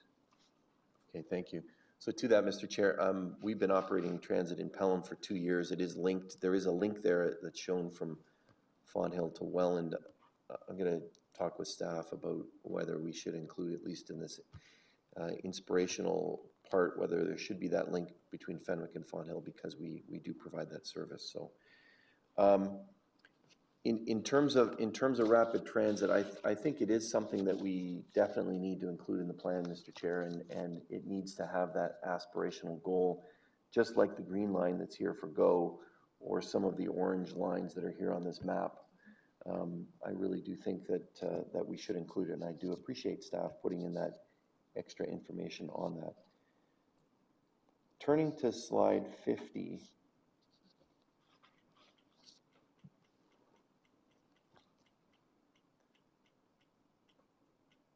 Thank you. This is a good one. And it talks about, and I think it's a previous slide, Mr. Chair, perhaps I have the wrong one, but talks about a Highway 20 connection, which is shown there on the, that there was some commentary on earlier about the red line. So when local council will hear Highway 20, they're going to think about it through Font Hill. And yet we heard from the mayor of Wainfleet that, you know, that is about Regional Road 24 and I guess 23 Forks Road.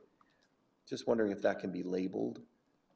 It's on a different slide as well, Mr. Chair. It says Highway 20, but really, I'm just wondering when it says Highway 20, are you really meaning this red line of Victoria Avenue and Forks Road?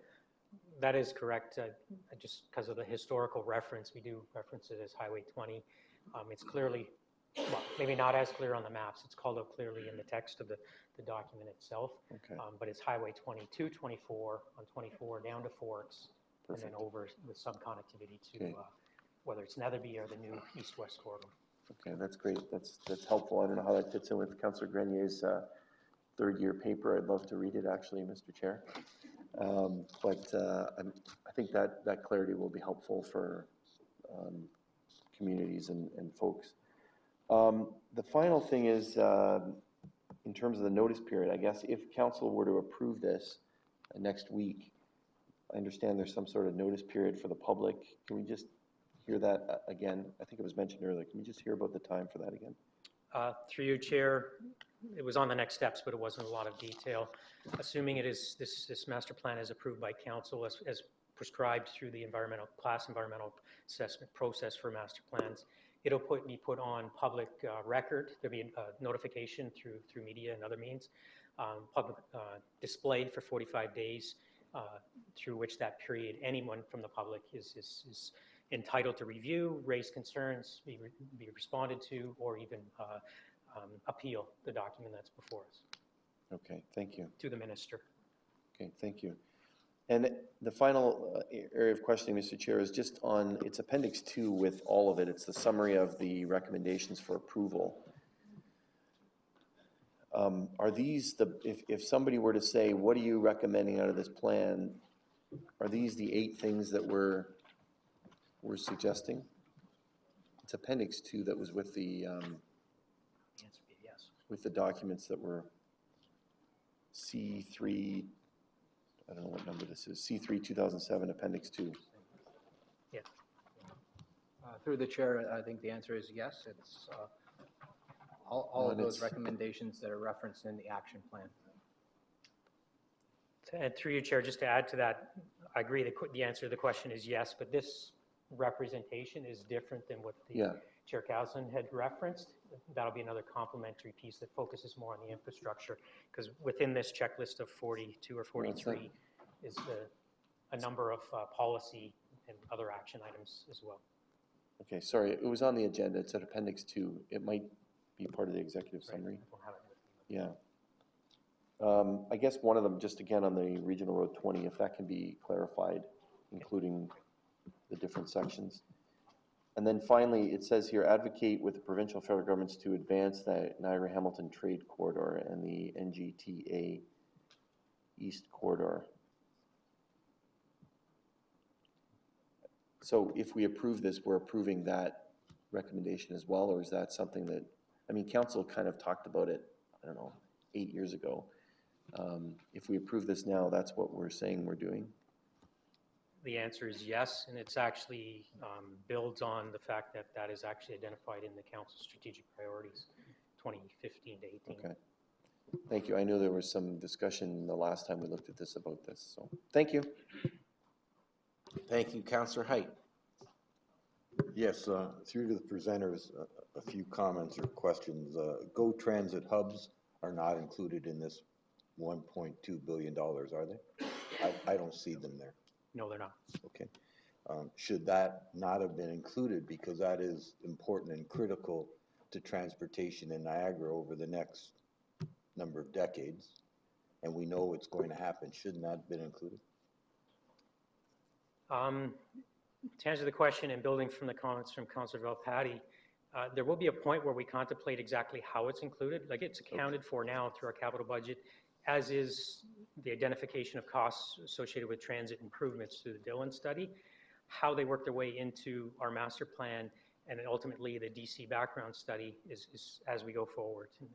Relatively imminent, but it didn't track in timing-wise the same as the undertaking of this work. Okay, through to the presenters again, a follow-up regarding the dollars, $1.2 billion over the next 25 years.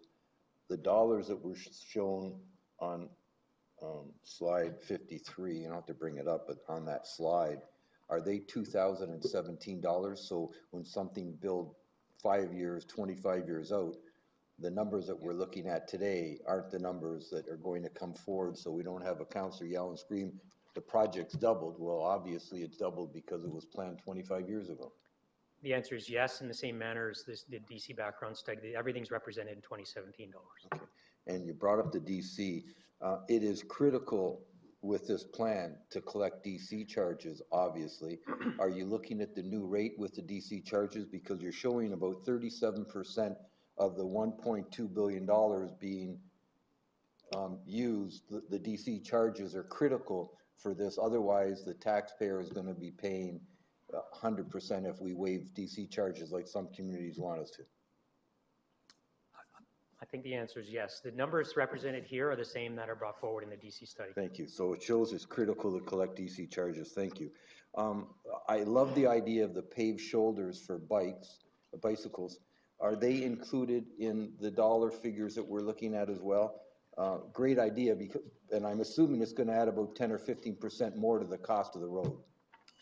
The answer is yes, and your assumption's correct. Whether it's rural or urban fabric, there's a percentage increase for those amenities, yes. Okay.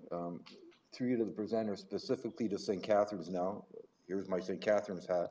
Martindale Road's being worked on now, and you're showing over the next 5 years to complete it, which is great to hear. But what disturbs me is the upgrade of Louth First, the roads getting to the hospital, which are rural roads that people are driving 60, 70 to rush to the hospital. Those are shown 5 years to 20 to 15 years, 17 years out. We're looking that far before we improve those roads from number 8 highway down to the new hospital? Through you, Chair, I'll start with the document is fluid, and it sort of tries to logically map out the sequence of works. A couple of the key recommendations that are, I guess, resubstantiated through this work are the advocacy and the work on an interchange with the 406 highway, as well as a grade separation, CN rail grade separation at one of those crossings. So there's considerable amount of work to be done to better inform the sequence of improvements. But to answer the question specifically, there's potential that could change as we go forward. Okay, and you brought up the 406 interchange. That's shown at $13 million, but you're showing it 5 to 15 years out at least. Is that not, that's what I'm looking at right now? Through you, Chair, that is what you're looking at. We've attempted to be as realistic as possible, having to also have this conversation with the development community that pays for the DCs. Just for clarity of the community, we show it as 13 region cost, assuming that there'd be a potential project for 1/3 funding from other entities. Thank you. Great presentation. Thanks for all the work. Okay, I'm on the list next, but as chair, I'm going to defer to Luciani and Senzik, who have come on after me. So, Councillor Luciani. Thank you, Mr. Chair. Yeah, I just want to ask one question with regards to slide 30, and I want to go to the legend.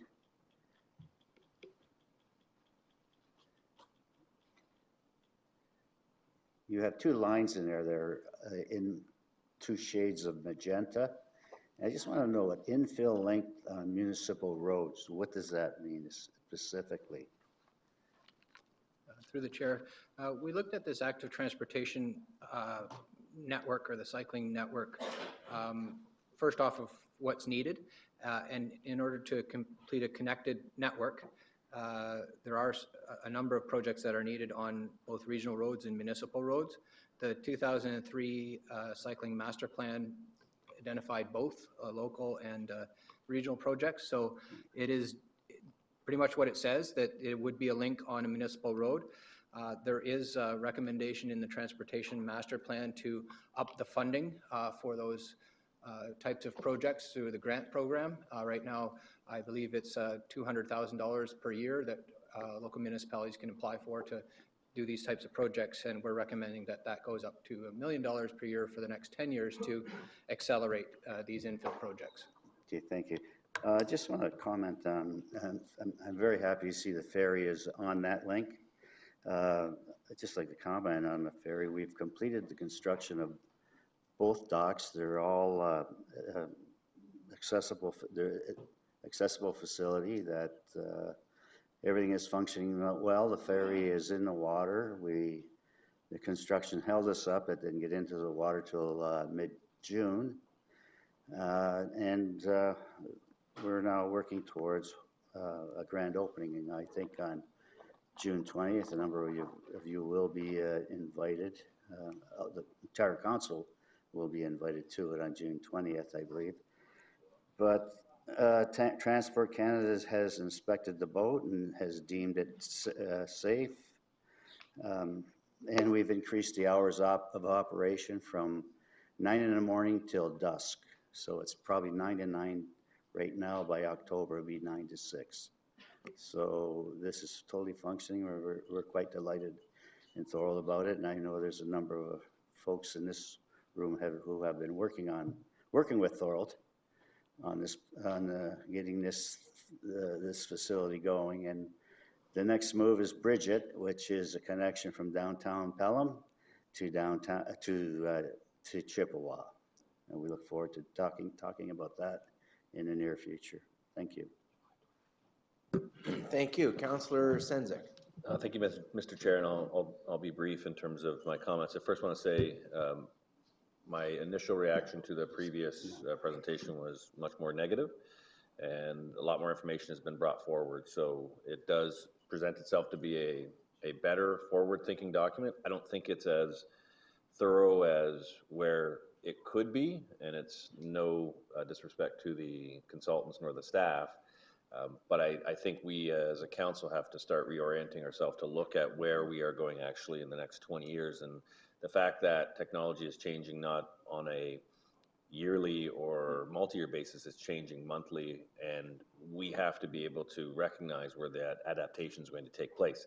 That's something for a different discussion, but I just want to go back to the consultants. When you highlighted Barrie and Hamilton, and while I appreciate both of those jurisdictions and what they've done, they're completely different than Niagara. And in Hamilton, you've actually got a hub, and you can spoke out from that hub, and it's one level of government. In Barrie, it's the same, where you've got a central location, which is the municipality of Barrie, and everything sort of feeds into it around the waterfront.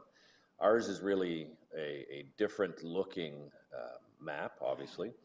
Have you worked in a jurisdiction where you've had 12 municipalities, you've had, I'm going to say, no disrespect to anybody, but 3 urban centers, and then other areas and centers of municipalities, but 3 urban centers where you've had to knit it all together? Yeah, through the chair, several times. York Region is not Niagara Region, but it is 8-tier municipalities, and last year we just completed the York Region Transportation Master Plan. Just won an award at CIP. Very much about knitting things together from different jurisdictions, from active transportation to parking strategies, rapid transit, and as you mentioned, new economies. So as part of the York Transportation Master Plan, we talked about what the future might envision, planning for even autonomous vehicles, which are on the horizon. Also just finishing the Durham Transportation Master Plan, again, multi-jurisdiction. And in that plan, we're recommending more dynamic services for rural areas in North Durham, which is similar to Niagara Region. Those are just a few examples, so I can elaborate. And I think through the chair, I think that would have been helpful to use those examples instead of the ones that you've shown, because as a person looking at the map, I'm like, that doesn't look like Niagara, whereas York and Durham probably would trigger more ideas. And I think what you've touched on the autonomous vehicles is that we have an opportunity here as a trade corridor. We have an opportunity to move goods between Hamilton and the border in potentially driverless vehicles, and we potentially looking at what Stratford's doing, because it's going to be about technology and how we're outfitting our main roads, our highways, to allow for those type of vehicles to travel between the border and other distribution points. So that's not really for this plan, but it's the kind of thinking moving forward is if we as a council agree on something like that, we could advocate to the federal and provincial government to allow us to do a pilot project on our highway system to allow for self-driving vehicles to get from point A to point B. Bigger picture stuff. But I do appreciate the work that's being done. And the only other comment through the chair is the fact that we have lower tier and upper tier, and City of St. Catharines is embarking on a transportation master plan at the lower tier.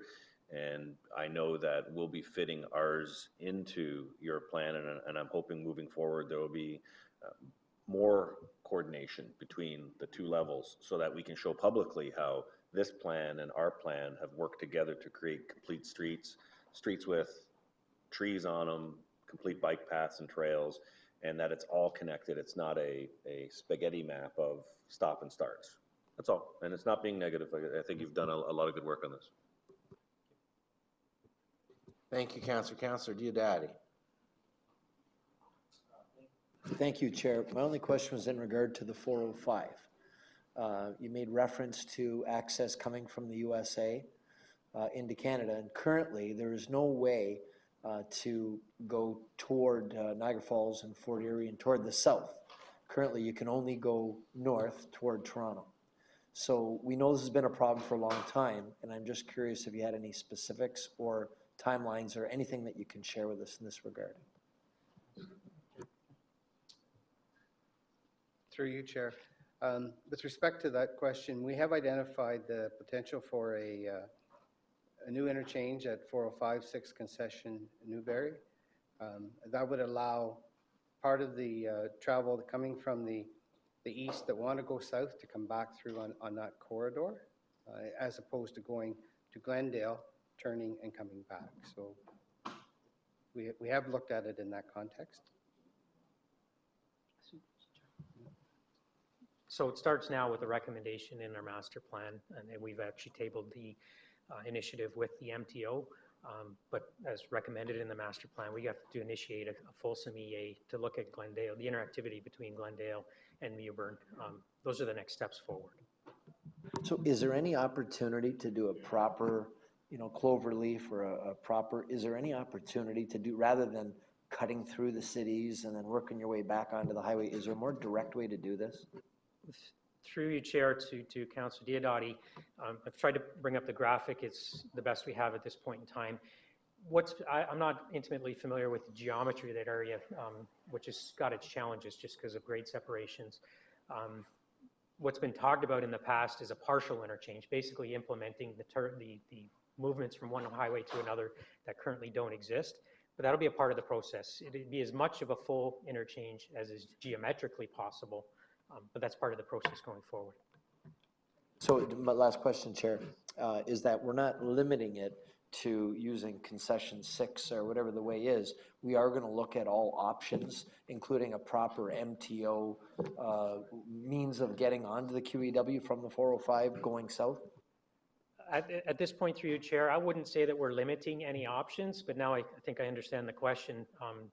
There are some significant constraints in terms of the escarpment, a cemetery, and other things that, like a complete interchange between 405 and QEW. I'm not sure if that's possible, but we're not precluding it. Thank you, Councillor Hodgson. Thank you, Mr. Chair, and thanks for a very thorough presentation. I have a couple quick questions with respect to the slide 53, where you outline additional projects.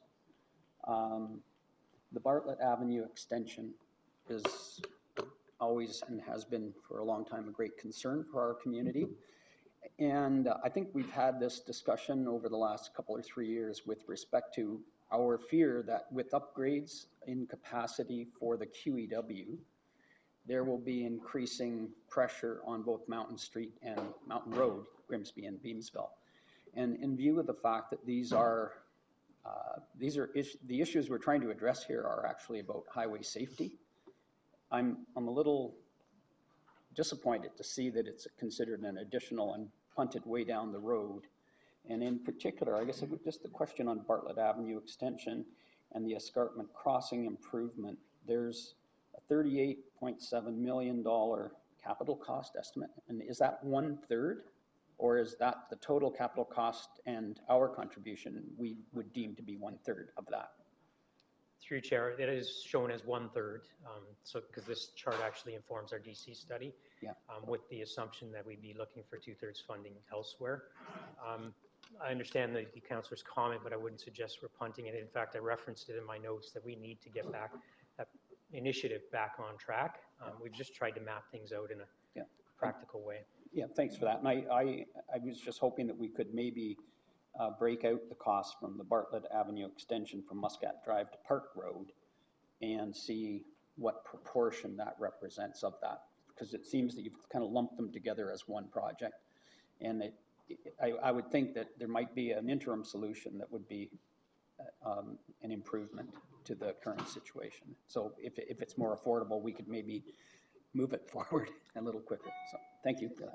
And through you, Chair, that's the visibility that's referenced there, I think will be incorporated in the request from Councillor Caslin. Thank you, Councillor Hodgson. Now a few from myself. To the Commissioner, a couple questions had been raised about DCs, and in the recent DC bylaw discussion,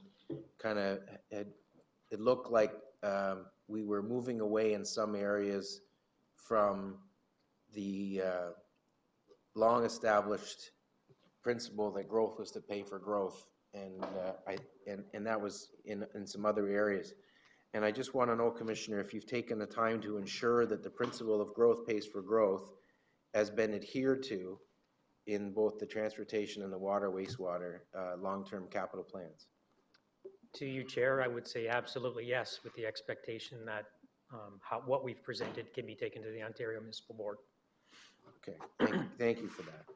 I'm going to go to the next one I wanted to talk about was, I'm going to go right from the beginning because I went from front to back. I asked I'm wondering if Brian or Jack, the cycling, what part of the project here is to ask for cycling money to go from $250,000 a year to $1 million a year. And I'm just curious if you have any numbers with regard to cycling. You gave a number for transit of only 1.6% of all trips in the Niagara region are transit related. Do we have any kind of numbers on cycling and where we are on that, especially commuter, not recreational? Through you, Mr. Chair.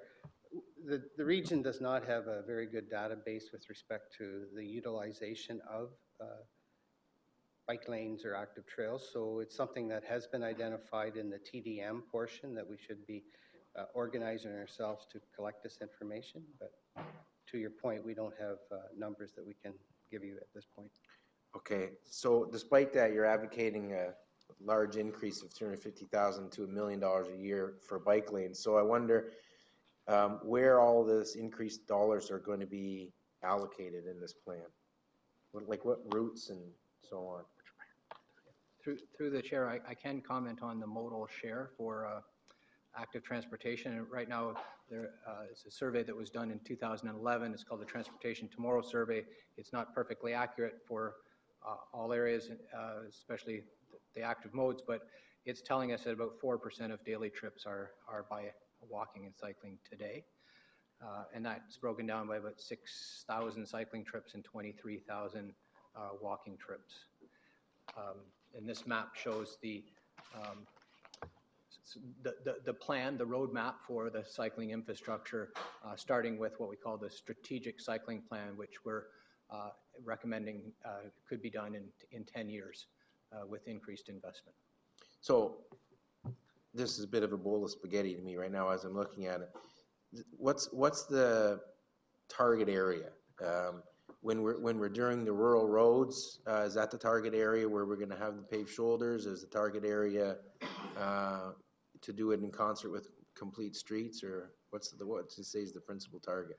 So I'd say it's a combination of things. Certainly rural roads, if there's a rural road that's being resurfaced or rehabbed, the complete streets policy would suggest that the region as a default needs to look at expanding the roadway to provide paved shoulders. So anything as part of the rehab or capital plan in the rural road would get that treatment. We've identified a number of other projects in urban areas, cycling facilities, building on the existing networks. And as mentioned, this plan, and it's detailed in one of the background reports, there was quite a methodology in identifying these projects, looking at connectivity to existing generators, a number of short trips that have the potential to be converted, whether or not they address a barrier, and how well they connect to existing cycling facilities. So the intent of this strategic network is to actually strive for bang for buck by connecting what's out there. It says on slide 28, one thing that made me a little nervous, the very last line is when talking about this retrofit existing infrastructure. So Commissioner, we're not going to go tear up existing roads before their time in order to put this in. We're going to do it as the roads need to be refurbished. Is that the plan? The way this, if you probably a little bit hard to tell from the colors, but we do distinguish between what's being done as part of a regional road capital project. So that's the projects in orange, and then what we're calling the infill project. So the infill projects could be outside of a major capital project. So we're not recommending go tear up every street and provide cycling facilities. It's where it's absolutely justified and where it will be used. Okay, and continuing, there's also in our package today a letter to let the province know we want to subscribe to their $44 million cycling funds.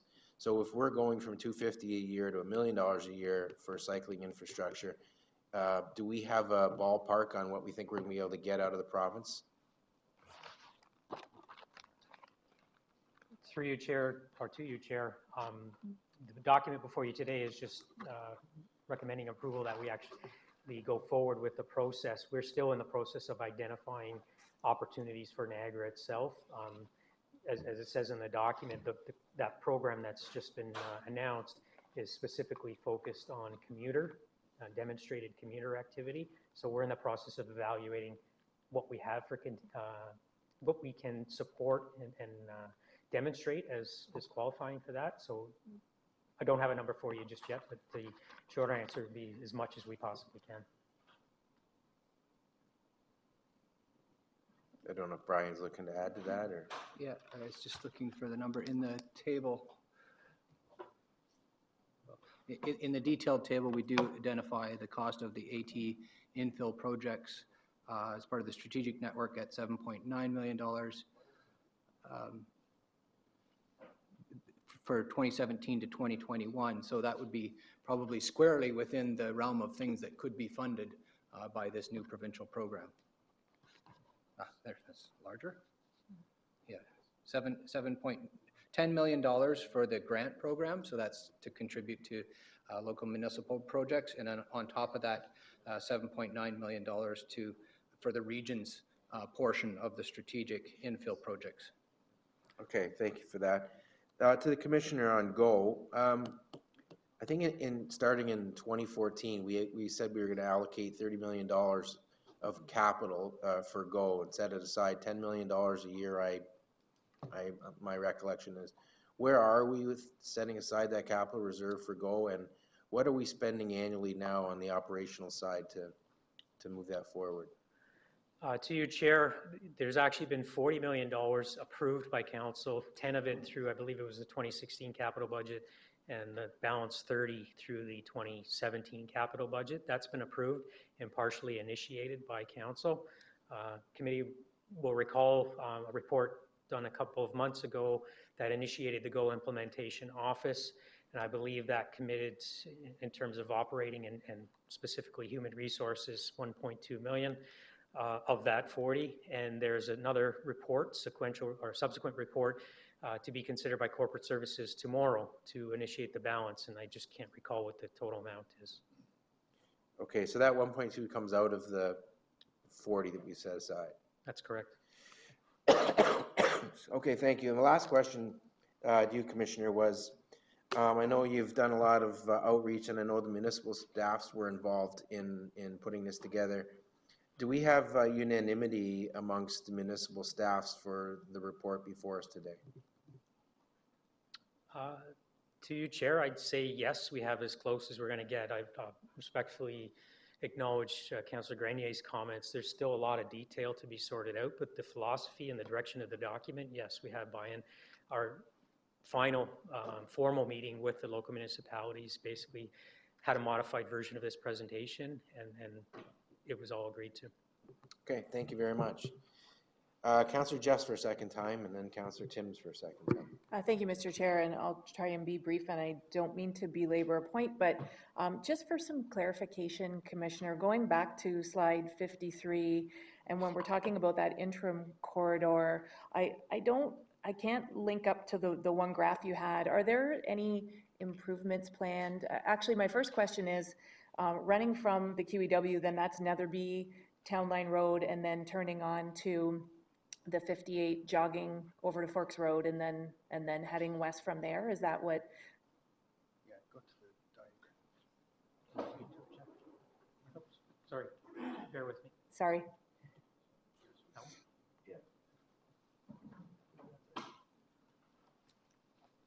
Through you, Chair. The diagrams that we have is, and you were looking at a different slide, I think. What was slide number? Oh, 50. Did I say 50? Yep, 50? Okay. Yeah. So the idea is that this role and function study and the interim trade corridor actually would follow Netherby across to 140, come down to Forks, over to Victoria 24, get onto Highway 20, and at that point, the study would determine whether it's better to follow 65 through to the Benbrook area, or whether it's better to follow Regional Road 20 up through Highway 20 up through Smithville. Okay. So we'd be looking at those alternatives. And then from there, planning on any kind of like widening or any enhancements to any of these roads that making up this interim corridor? Yeah, so the role and function study would identify what is required. So there probably is, on Forks Road, resurfacing, widening the shoulders for sure. Victoria is a very good road right now, but maybe at the intersections to allow tractor trailers to swing through, that maybe they have to do some widening of the actual intersection. Maybe they have to do something with respect to traffic control, move it from a stop control to a signal light. But the role and function study would identify those improvements. Okay, so that answers those questions, and I appreciate that. And then my other question is, and it goes back, Councillor Height had asked about the St. Catharines Hospital and some of the, like the Louth Street and those accesses to the hospital. And I'm wondering, we know that Niagara Falls Hospital was mentioned in the budget, and I see Schisler Road is mentioned, I see Lions Creek is mentioned. Are those roads mentioned to improve them, to improve access for anybody coming from that area?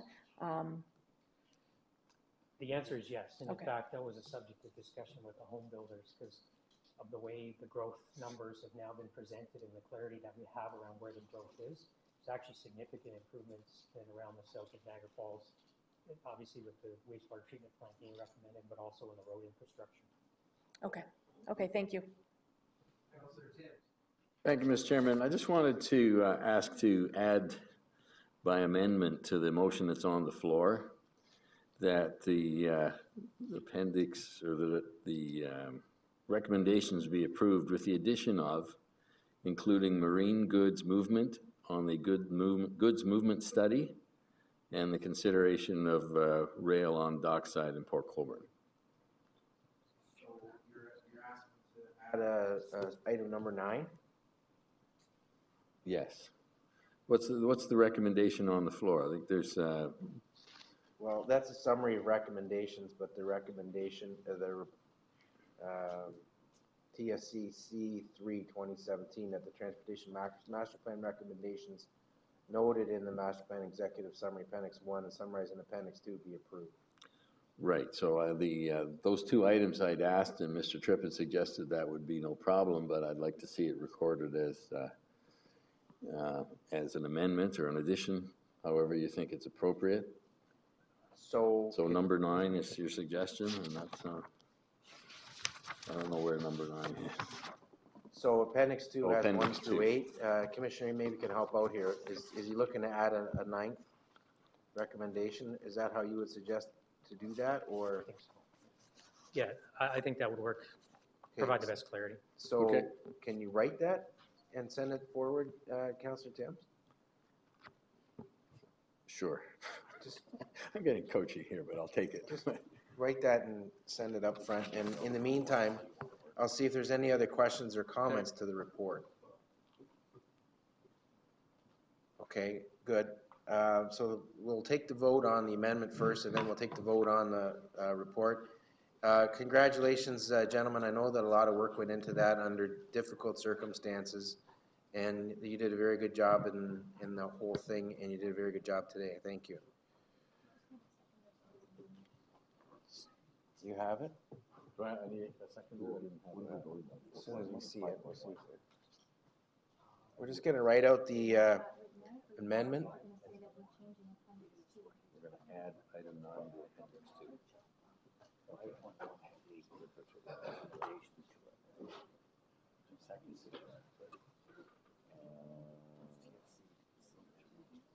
Okay.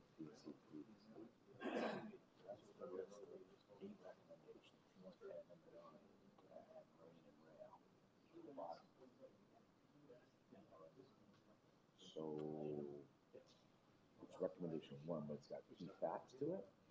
I only see 1 recommendation. That's why I'm questioning it. Appendix 2.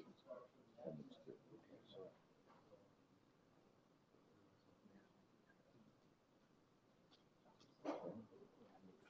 Okay, I get it. Starting with the region plan and design website. It's readable.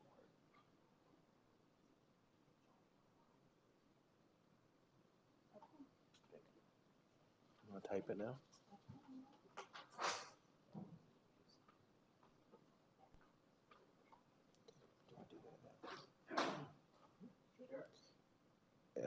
Councillor Marshall.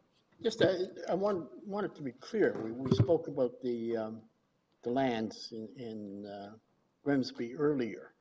Now, we know that we can't deal with them because they're held in abeyance. So should that be reflected in the recommendations for clarity rather than it just be in an appendix? I heard some good things from Councillor Quirk and others. Sounds like something we could resolve, but it's not being dealt with. Obviously, you can't put it forward because it's in abeyance. Point of order? Do you want to speak to that? Point of order? Point of order, Councillor Castle. Yeah, thank you. To Councillor Marshall, through you, Mr. Chair, I believe that's PWC 29. That's what we were just going to. Okay, so it's not in the appendix and not reflected there? Okay, that's fine, thank you. But I want to see that.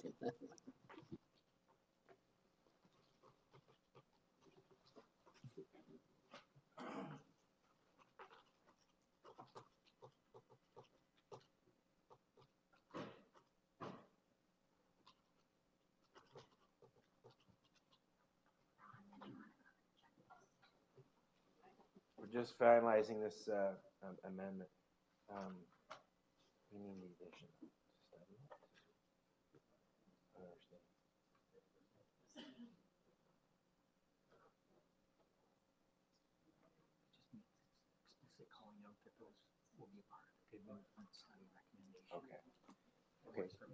Okay, so I think the commissioner thinks this is relevant. This basically says that marine goods movements and good movements will be, and the rail and dockside will be part of the goods movement study coming forward. Okay, so I have a seconder for that. Councillor Rigby seconded that. Any comment, discussion on this amendment? Seeing none, all those in favor? Carried. The amendment's carried. So now, Councillor Joyner. Thank you, Mr. Chair. I'm thinking in my head about another amendment, and it has to do with number 8. And number 8 says that the regional actively work with MTO for continuing improvements to the QEW and to undertake a role and function study for Regional Road 20 as an alternate provincial route to accommodate longer distance and interregional goods movement. I would like that to basically say that not only is that road interregional goods movement, but also rail too as well.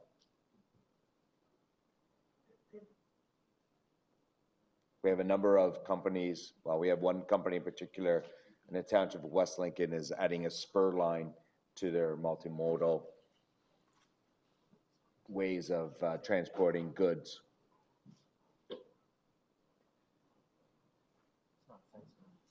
I know, I'm just trying to figure out what to amend as simple as I can.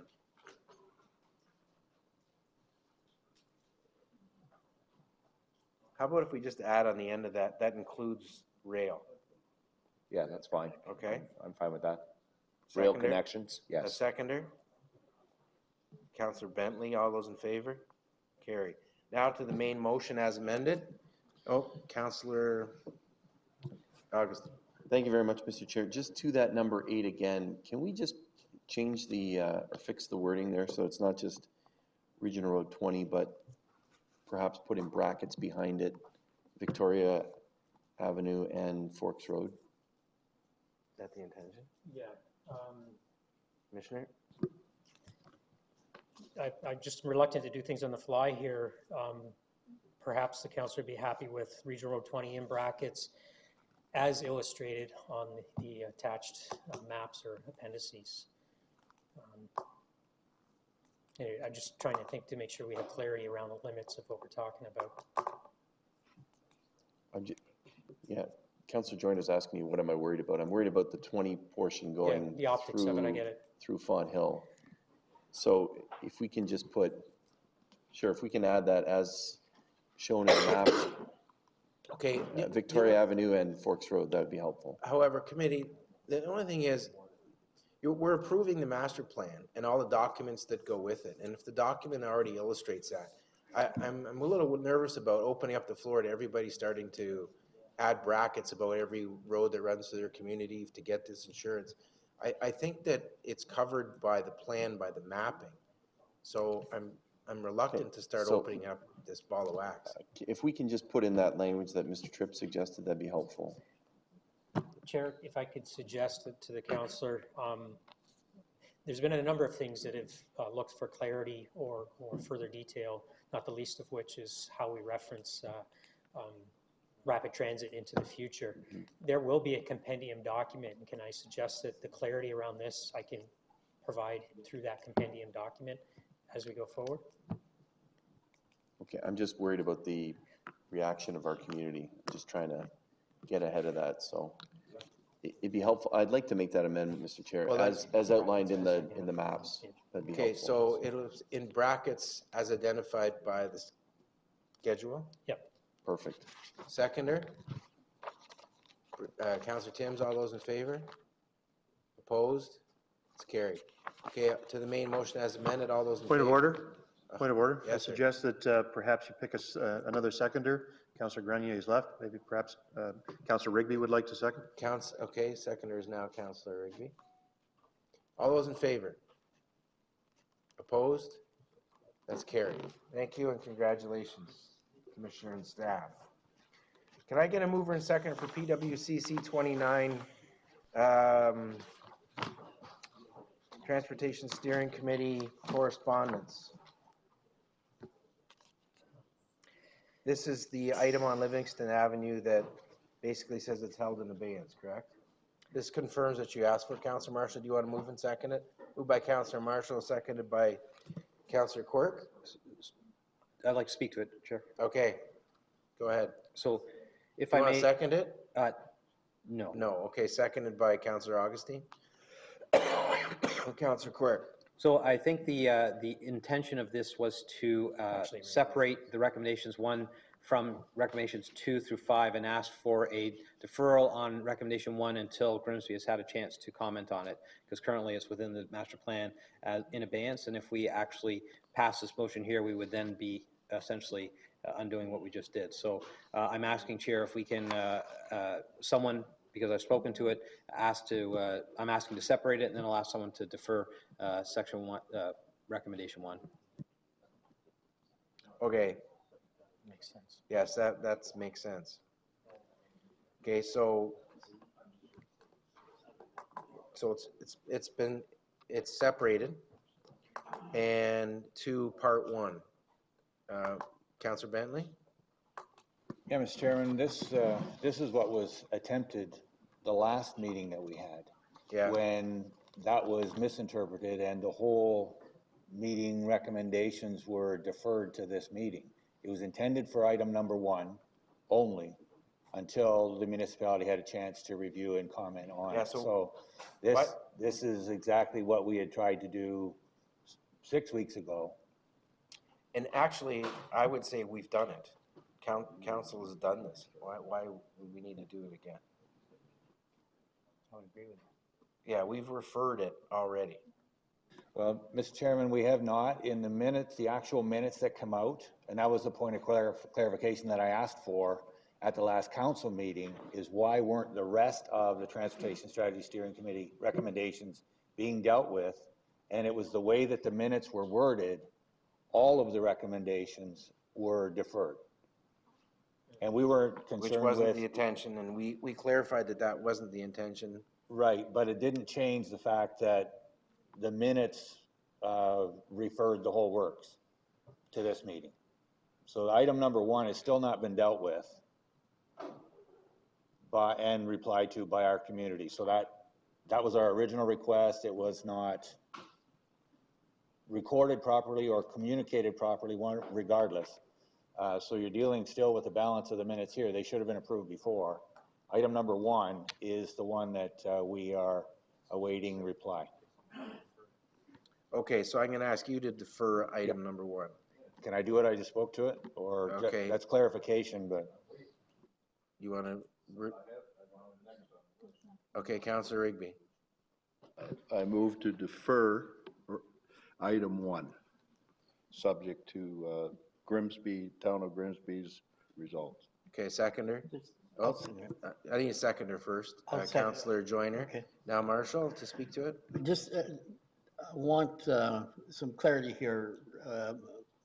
Councillor Bentley referenced that there was an error in the minutes.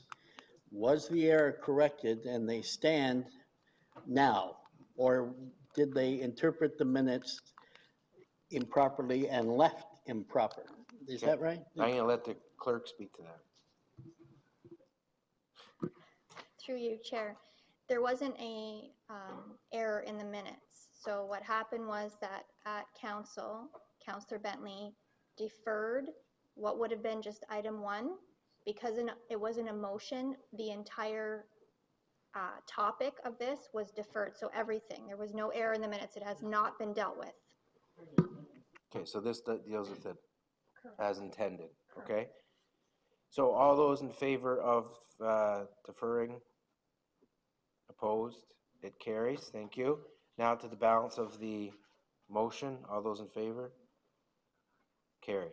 Thank you very much. Can I get a mover for PWC C36 Waste Management Planning Steering Committee with regard to a textile recycling program? Moved by Councillor Valpatti, seconded by Councillor Caslin. Any discussion? All those in favor? Carried. Mover for PW30, this is regard to a speed reduction, especially in a time of construction right now. There's some issues going on in Niagara Lake. Moved by Councillor Augustine, seconded by Councillor Hodson. All those in favor? It's carried. PW31 2017. This is award of contract strengthening and resurfacing, which the bids came in better than we thought, and it allows us to do, with the same amount of money, more resurfacing. Can I get a mover and seconder? Moved by Councillor Rigby, seconded by Councillor Luciani. Any discussion? Councillor Joyner. Thank you, Mr. Chair. My question is Mr. Tripp or Mr. McCully, I see, who's walked in the room. Referring to Road 12 from the tracks going south to Highway 20. Is that the resurfacing that will be happening there, or is there another level of asphalt going on top of that road? So I guess what I'm asking is that I see that the company was in there and basically tore up the asphalt and then relaid it down again. Is that the final coating? Through you, Chair, I'm going to have to follow up with a response to the question. Does Mr. McCauley know, Mr. Commissioner? We're not prepared with an answer. At the Okay. moment. I'll wait for your answer then. Thank you. Okay. Okay, seeing no further questions, all those in favor of the motion? Opposed? It's carried. And I'm going to move her for PW 2017. Excuse me, report respecting Ontario environmental contract extension. Moved by Councillor Rigby, seconded by Councillor Volpatti. Any discussion? Councillor Gale. Thank you, Chair, and I apologize. My computer just went off and I can't, it just came back on. But regardless, I'd like to explain to me, because I see that on $350,000 in year 9, 2019, and 1.5% in year 10, 2020. I'm not understanding why. Are these part of the contract, or if you could just explain it in layman's terms, what's going on here? This is part of the, we extended the contract to 2022. Is that right, Commissioner? And after we approved that, there was some further discussions on the contract with Emterra, and this is the result of that. Trying to make sure that we were more in line with what both sides thought that they agreed to. And they've negotiated this for about a year now. If the Commissioner wants to add anything to that, or? So this is not in addition to things, these are things that were anticipated in the contract when you first did it 10 years ago or whatever it was. Commissioner? Through you, Chair, I'll take a stab at that one. No, this, as well as the previous report, which was almost a year ago, speaks to us extending the contract that we let almost 8 years ago. It did not, it contemplated, I think, 1 or 2 years of extension. This goes beyond that. So they were new terms associated with extending beyond what was originally contemplated. Okay, so I see, through you, Chair, I see that there's one part in there, and again, I can't pull it up, about fuel prices and carbon tax, that we're making an allowance for them because of the increase in that. Do we also get the benefit of the decrease from 5 years ago or whenever, when prices went down? Through Chair, I'm going to defer to Ms. Habermill. I believe the answer to the question is yes, it goes both ways, but I'll let her speak in more detail. Through the Chair, yes, it goes both ways. This prepayment that we're referencing in this report is essentially a prepayment for this year to help mitigate the fuel increases due to the carbon tax.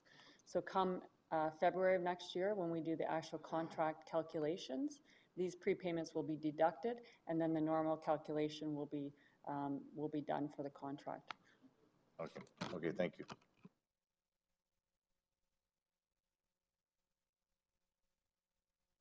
Favor? Opposed, if any? That's carried.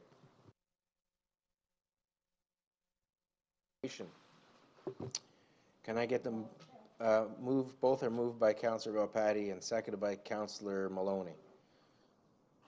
You had your hand a couple of times. I want to make sure I got you in there. Okay, any questions or comments on these? Councillor Augustine. Thanks very much, Mr. Chair. Regarding the Ontario Municipal Commuter Cycling Program,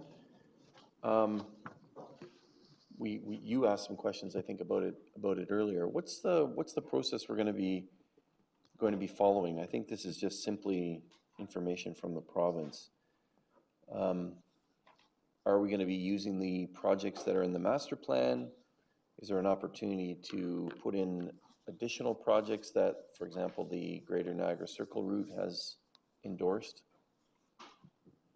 I don't know that they've decided exactly yet what they're going to apply for, but they're required to give notice to the province that they want to participate, and I think that's all this is. Commissioner, if you want to add to that. Thank you, Chair. The only thing I add is the criteria by which it's going to be evaluated is not forthcoming yet.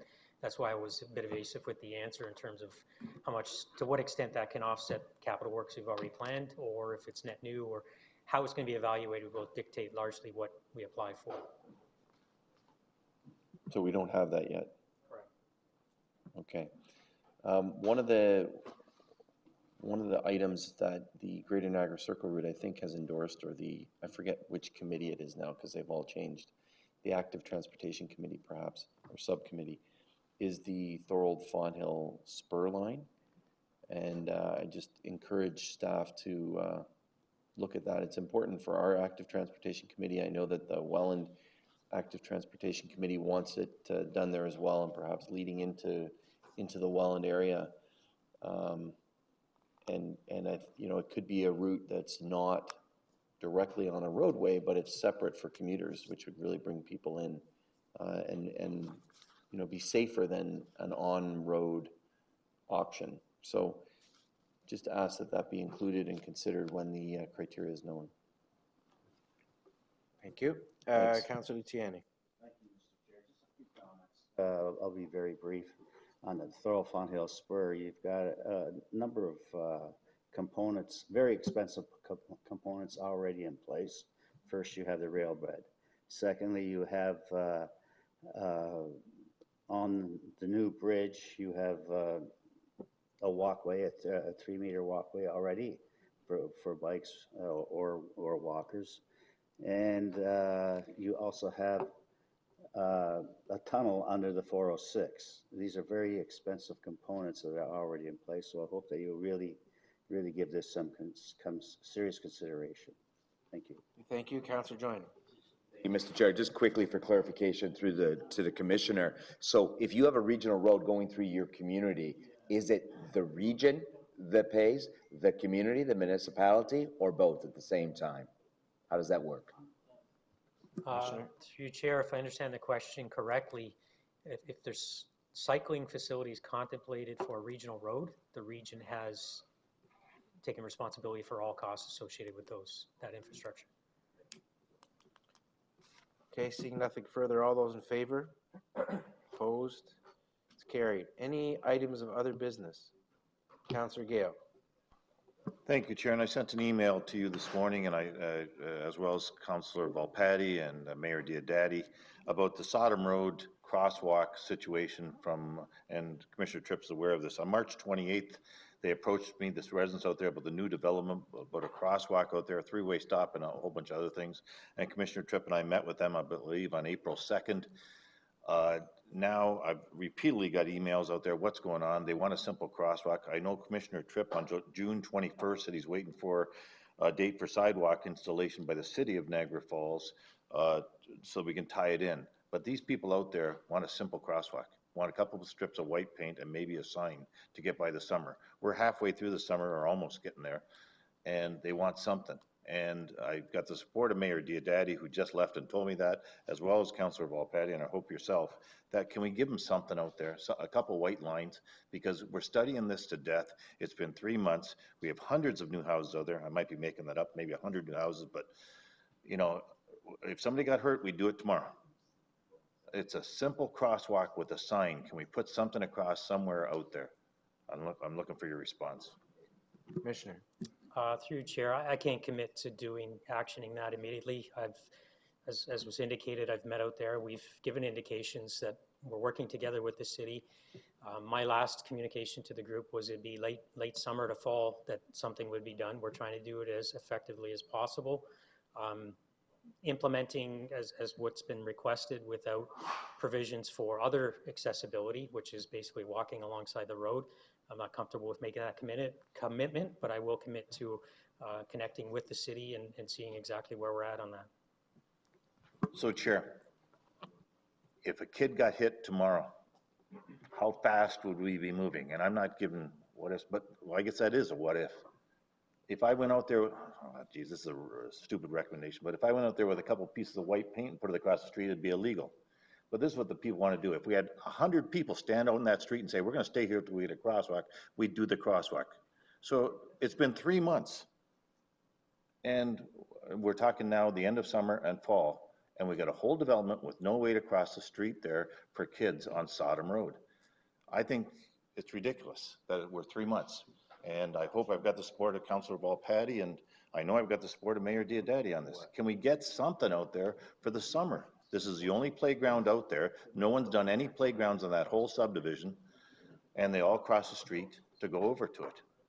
I'm not saying tomorrow, but I'm not saying also fall on this. We have to do something on this, and 3 months, over 3 months it's been since we started on this. So, Commissioner, just when these requests come in, what is the process that we typically follow in order to determine if and when we put in a crosswalk? Through you, Chair, the evaluation of the site itself in terms of the number of pedestrian movements, the speed. Council is aware that we've had the speed board out there measuring and documenting the speed of vehicles. I think Mr. McCauley wants to add to that as well, just in terms of the specifics of the evaluation. All that was done in collaboration with the city and what was contemplated for the development in this area. So how do we measure, just before I get to him, how do we measure people crossing the road? Like, unless you're, a car going down the road goes over the counter, I understand that, but how would you measure counts of people crossing the road? Mr. McCauley?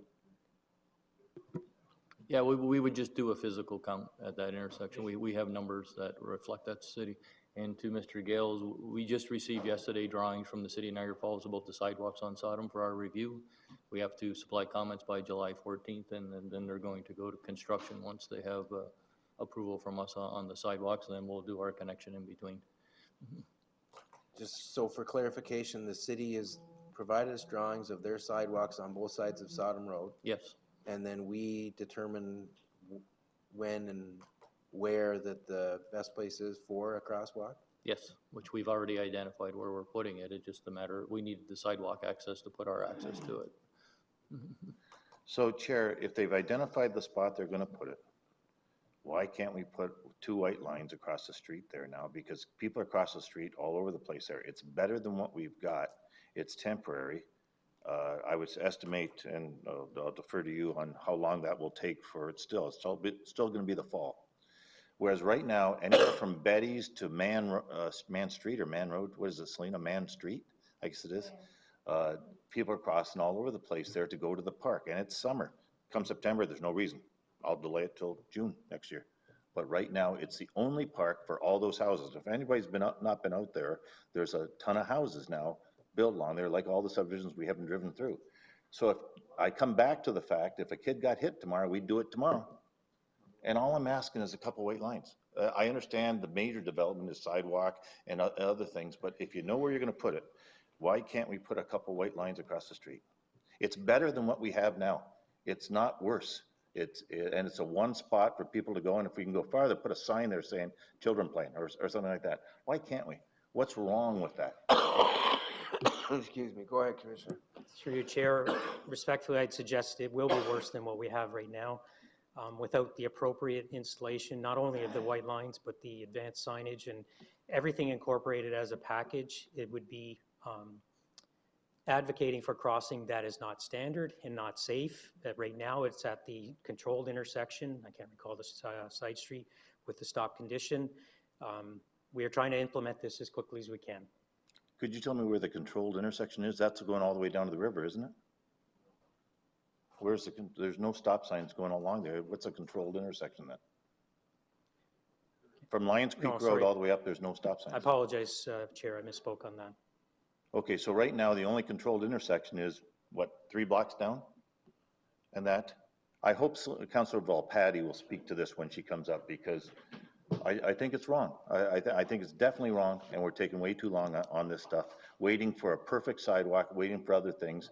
And again, I come back to, and it could happen to anybody else in their community here, I think I've been gracious in 3.5 months on this stuff, waiting, or whatever the time factor works, and we've got nothing. We're gonna go through a whole summer now for stinking white lines going across the street, and the people are upset out in Chippewa, and it's just like the people in any outlying area, they wonder if we care. If it was St. Catharines or Niagara Falls, we'd probably move faster. Maybe that's an unfair comment, but I think we would.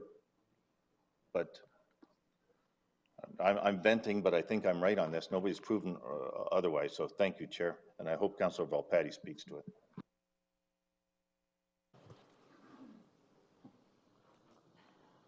Thank you, Mr. Chairman. Sorry. Can I just get clarification through you to the Commissioner? I was checking our upcoming Public Works meetings and council meetings, and I don't see any correspondence yet on the transportation strategy Livingston Extension issue. I'd asked to have that information sent, and I know I've spoken to our town manager about it so that they can deal with it at senior management level and also at council, and I don't see it on our agenda for tomorrow. I was expecting to see it for tomorrow. It's not. So has the information been sent? It has not? Okay. Sorry, through you, Chair, just for clarification, was it the expectation of the councillor that we would be putting this topic before your Public Works Committee? Because it was my understanding that the mayor and the local council, who's a part of our Transportation Steering Committee, was tabling it in front of them. Okay. I don't know if... That's why I wanted clarification, Mr. Chairman, because I have addressed or brought the issue forward, and in a conversation with the commissioner, he was going to contact our Director of Public Works. So that hasn't taken place. That's fine. But that is another reason why it may take us another cycle before we deal with it. I wanted them to be aware, and I know the concerns were raised. What are the alternatives to be considered? That roadway was approved, is owned. The land itself, the fellow made the presentation today, doesn't own it. The person he's representing only owns a quarter of it. 3/4 of the owners want it opened. So it's an issue that is going to be a legal one eventually, I would imagine. And I just want to make sure that the information gets to our senior, either through the town manager or through our Director of Public Works, and we can address it properly and get back to you. So that hasn't been done. I know I've had initial discussions with them, and I've sent them another email today when I found out that it wasn't on our agenda for tomorrow. I thought it was supposed to be. But there's probably a reason why it wasn't, because they haven't put it there yet. Thank you. Okay, Councillor Volpatti. Thank you, Chair. Going on from Councillor Gale's position on this, it defies common sense that we cannot do something about this intersection, which leads to a children's playground. Sodom is an extremely busy road. Man is a very small local street in Chippewa, but we need to do something now before someone gets hurt. I don't understand the position of the region, Mr. Tripp's position, and Sean's position that we have to wait for all of these other things to happen before we draw 2 white lines. Let's do 2 white lines and then erase them if they're not necessary. So in fairness to the regional staff, they've been waiting for drawings from the City of Niagara Falls to let them know when and where they're going to put in sidewalks. Right now, if you draw on a satellite vision, if you take the current sidewalk and you go directly across the street, you land in a ditch and in a private property. So you're crosswalking into a ditch and into private property. Well, better in a ditch than lying on the road dead. So they waited for the drawings to arrive from the city to show where the sidewalk could go, and I think that's where regional staff has been. They've got the drawings. I don't know what the timeline is for the city to ensure that the crosswalk is landing on a sidewalk. Well, can we find that out, please, through you, Do Chair? we have any indication on when that's going to be? We'll follow up on that immediately, of course. Okay, so the staff's going to follow up, and I will too, because I'm going to see the CAO of the City of Niagara Falls in about 12 minutes on when they're going to get that sidewalk done, and if they can't expedite it, and then we could expedite our crosswalk. Well, thank you. Some action, please, is really necessary. Okay, understood. Okay, I have another issue as well, Okay, and that's Mountain Road in Taylor. This whole stretch of road is becoming a mountain road, right to the right to Dorchester Road, is becoming increasingly busy. We have a 3-way stop at Mountain and Taylor. There's been a very serious accident. Someone was killed there earlier in the spring. But people are not stopping at the 3-way stop. What's happening is because there's a right-hand turn, if you're going north towards St. Catharines, the right-hand turn leading to Niagara Falls. So when the people make the right-hand turn, the car behind them thinks they have the right-of-way to go across the road. to Cross Mountain going towards St. Catharines. It seems that this is what's causing a major part of the problem. I don't know what can be done there, whether it's signage, whether you have a flashing light, but it's a bad spot. Counselor, just for clarification, Yes. because I know the area well. Right. Are you saying the Mountain and Kaler Road No. intersection? Mountain and Taylor, And Taylor? right by Walker's Quarries. Mountain and Taylor. Yeah, it's a three-way stop. It's a three-way stop. I mean, if it's a four-way stop, it's a little different situation because people, I mean, we have the one in St. David's that I think works very well. But this three-way stop doesn't because people think they have the right-of-way after somebody's made a right-hand turn onto Mountain from Taylor. I know, and the one death that occurred there was, I believe, a impaired driver who just ran a stop sign. But he did run the stop sign because there's no flashing light. It's a very busy intersection. And I don't like three-way stops, but this is a problem. Okay, the commissioner is undertaken to look into that intersection. Great. I think a flashing light there of some kind might do the trick. Thank you. Councillor Rigby. Well, thank you, Mr. Chair. Just going back to what Councillor Gale brought up and Councillor Volpatti discussed, it seems to me that, and I understand what the concern is. I don't know the area that well, but we can't go and paint white lines without getting the proper approvals, because if we paint them, which is a good suggestion, then we're saying, you cross here safely, but there's still nothing there to support it, and people are going to possibly even stand a better chance of being killed, which is concern, and it opens us up even more for a liability, which is my concern. I think, frankly, this is a good example of bad planning. You got to park on one side of a busy road and no way to deal with it other than after the fact. And then where all of the buildings, as I understand it, are going, why didn't they put a park in there?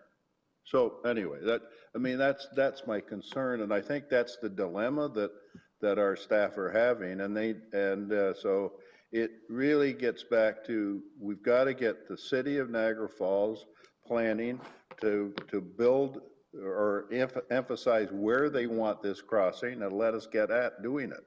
And it sounds to me like you're going to end up having to put a pedestrian light in there or something to allow people to get back and forth.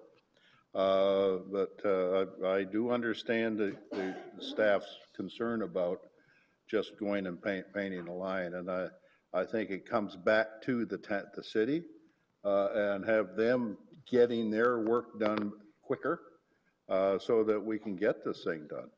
Thank you, Mr. Chair. Thank you. Sure, Councillor Gale. I know he hates to hear this, but I couldn't agree with him more on everything he said.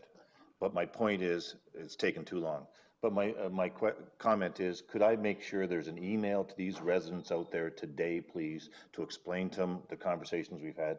Because I'm the only one emailing them, and they want to hear what's going on. I understand the white lines and stuff. I don't want to go out there with a can of paint and do it, but we got to do something. So if this spurs it on, then I've achieved my goal. Thank you. You included me on the most recent email, so I'll hit a reply all after my discussion with the CAO. Okay, anything further? We are adjourned. Thank you.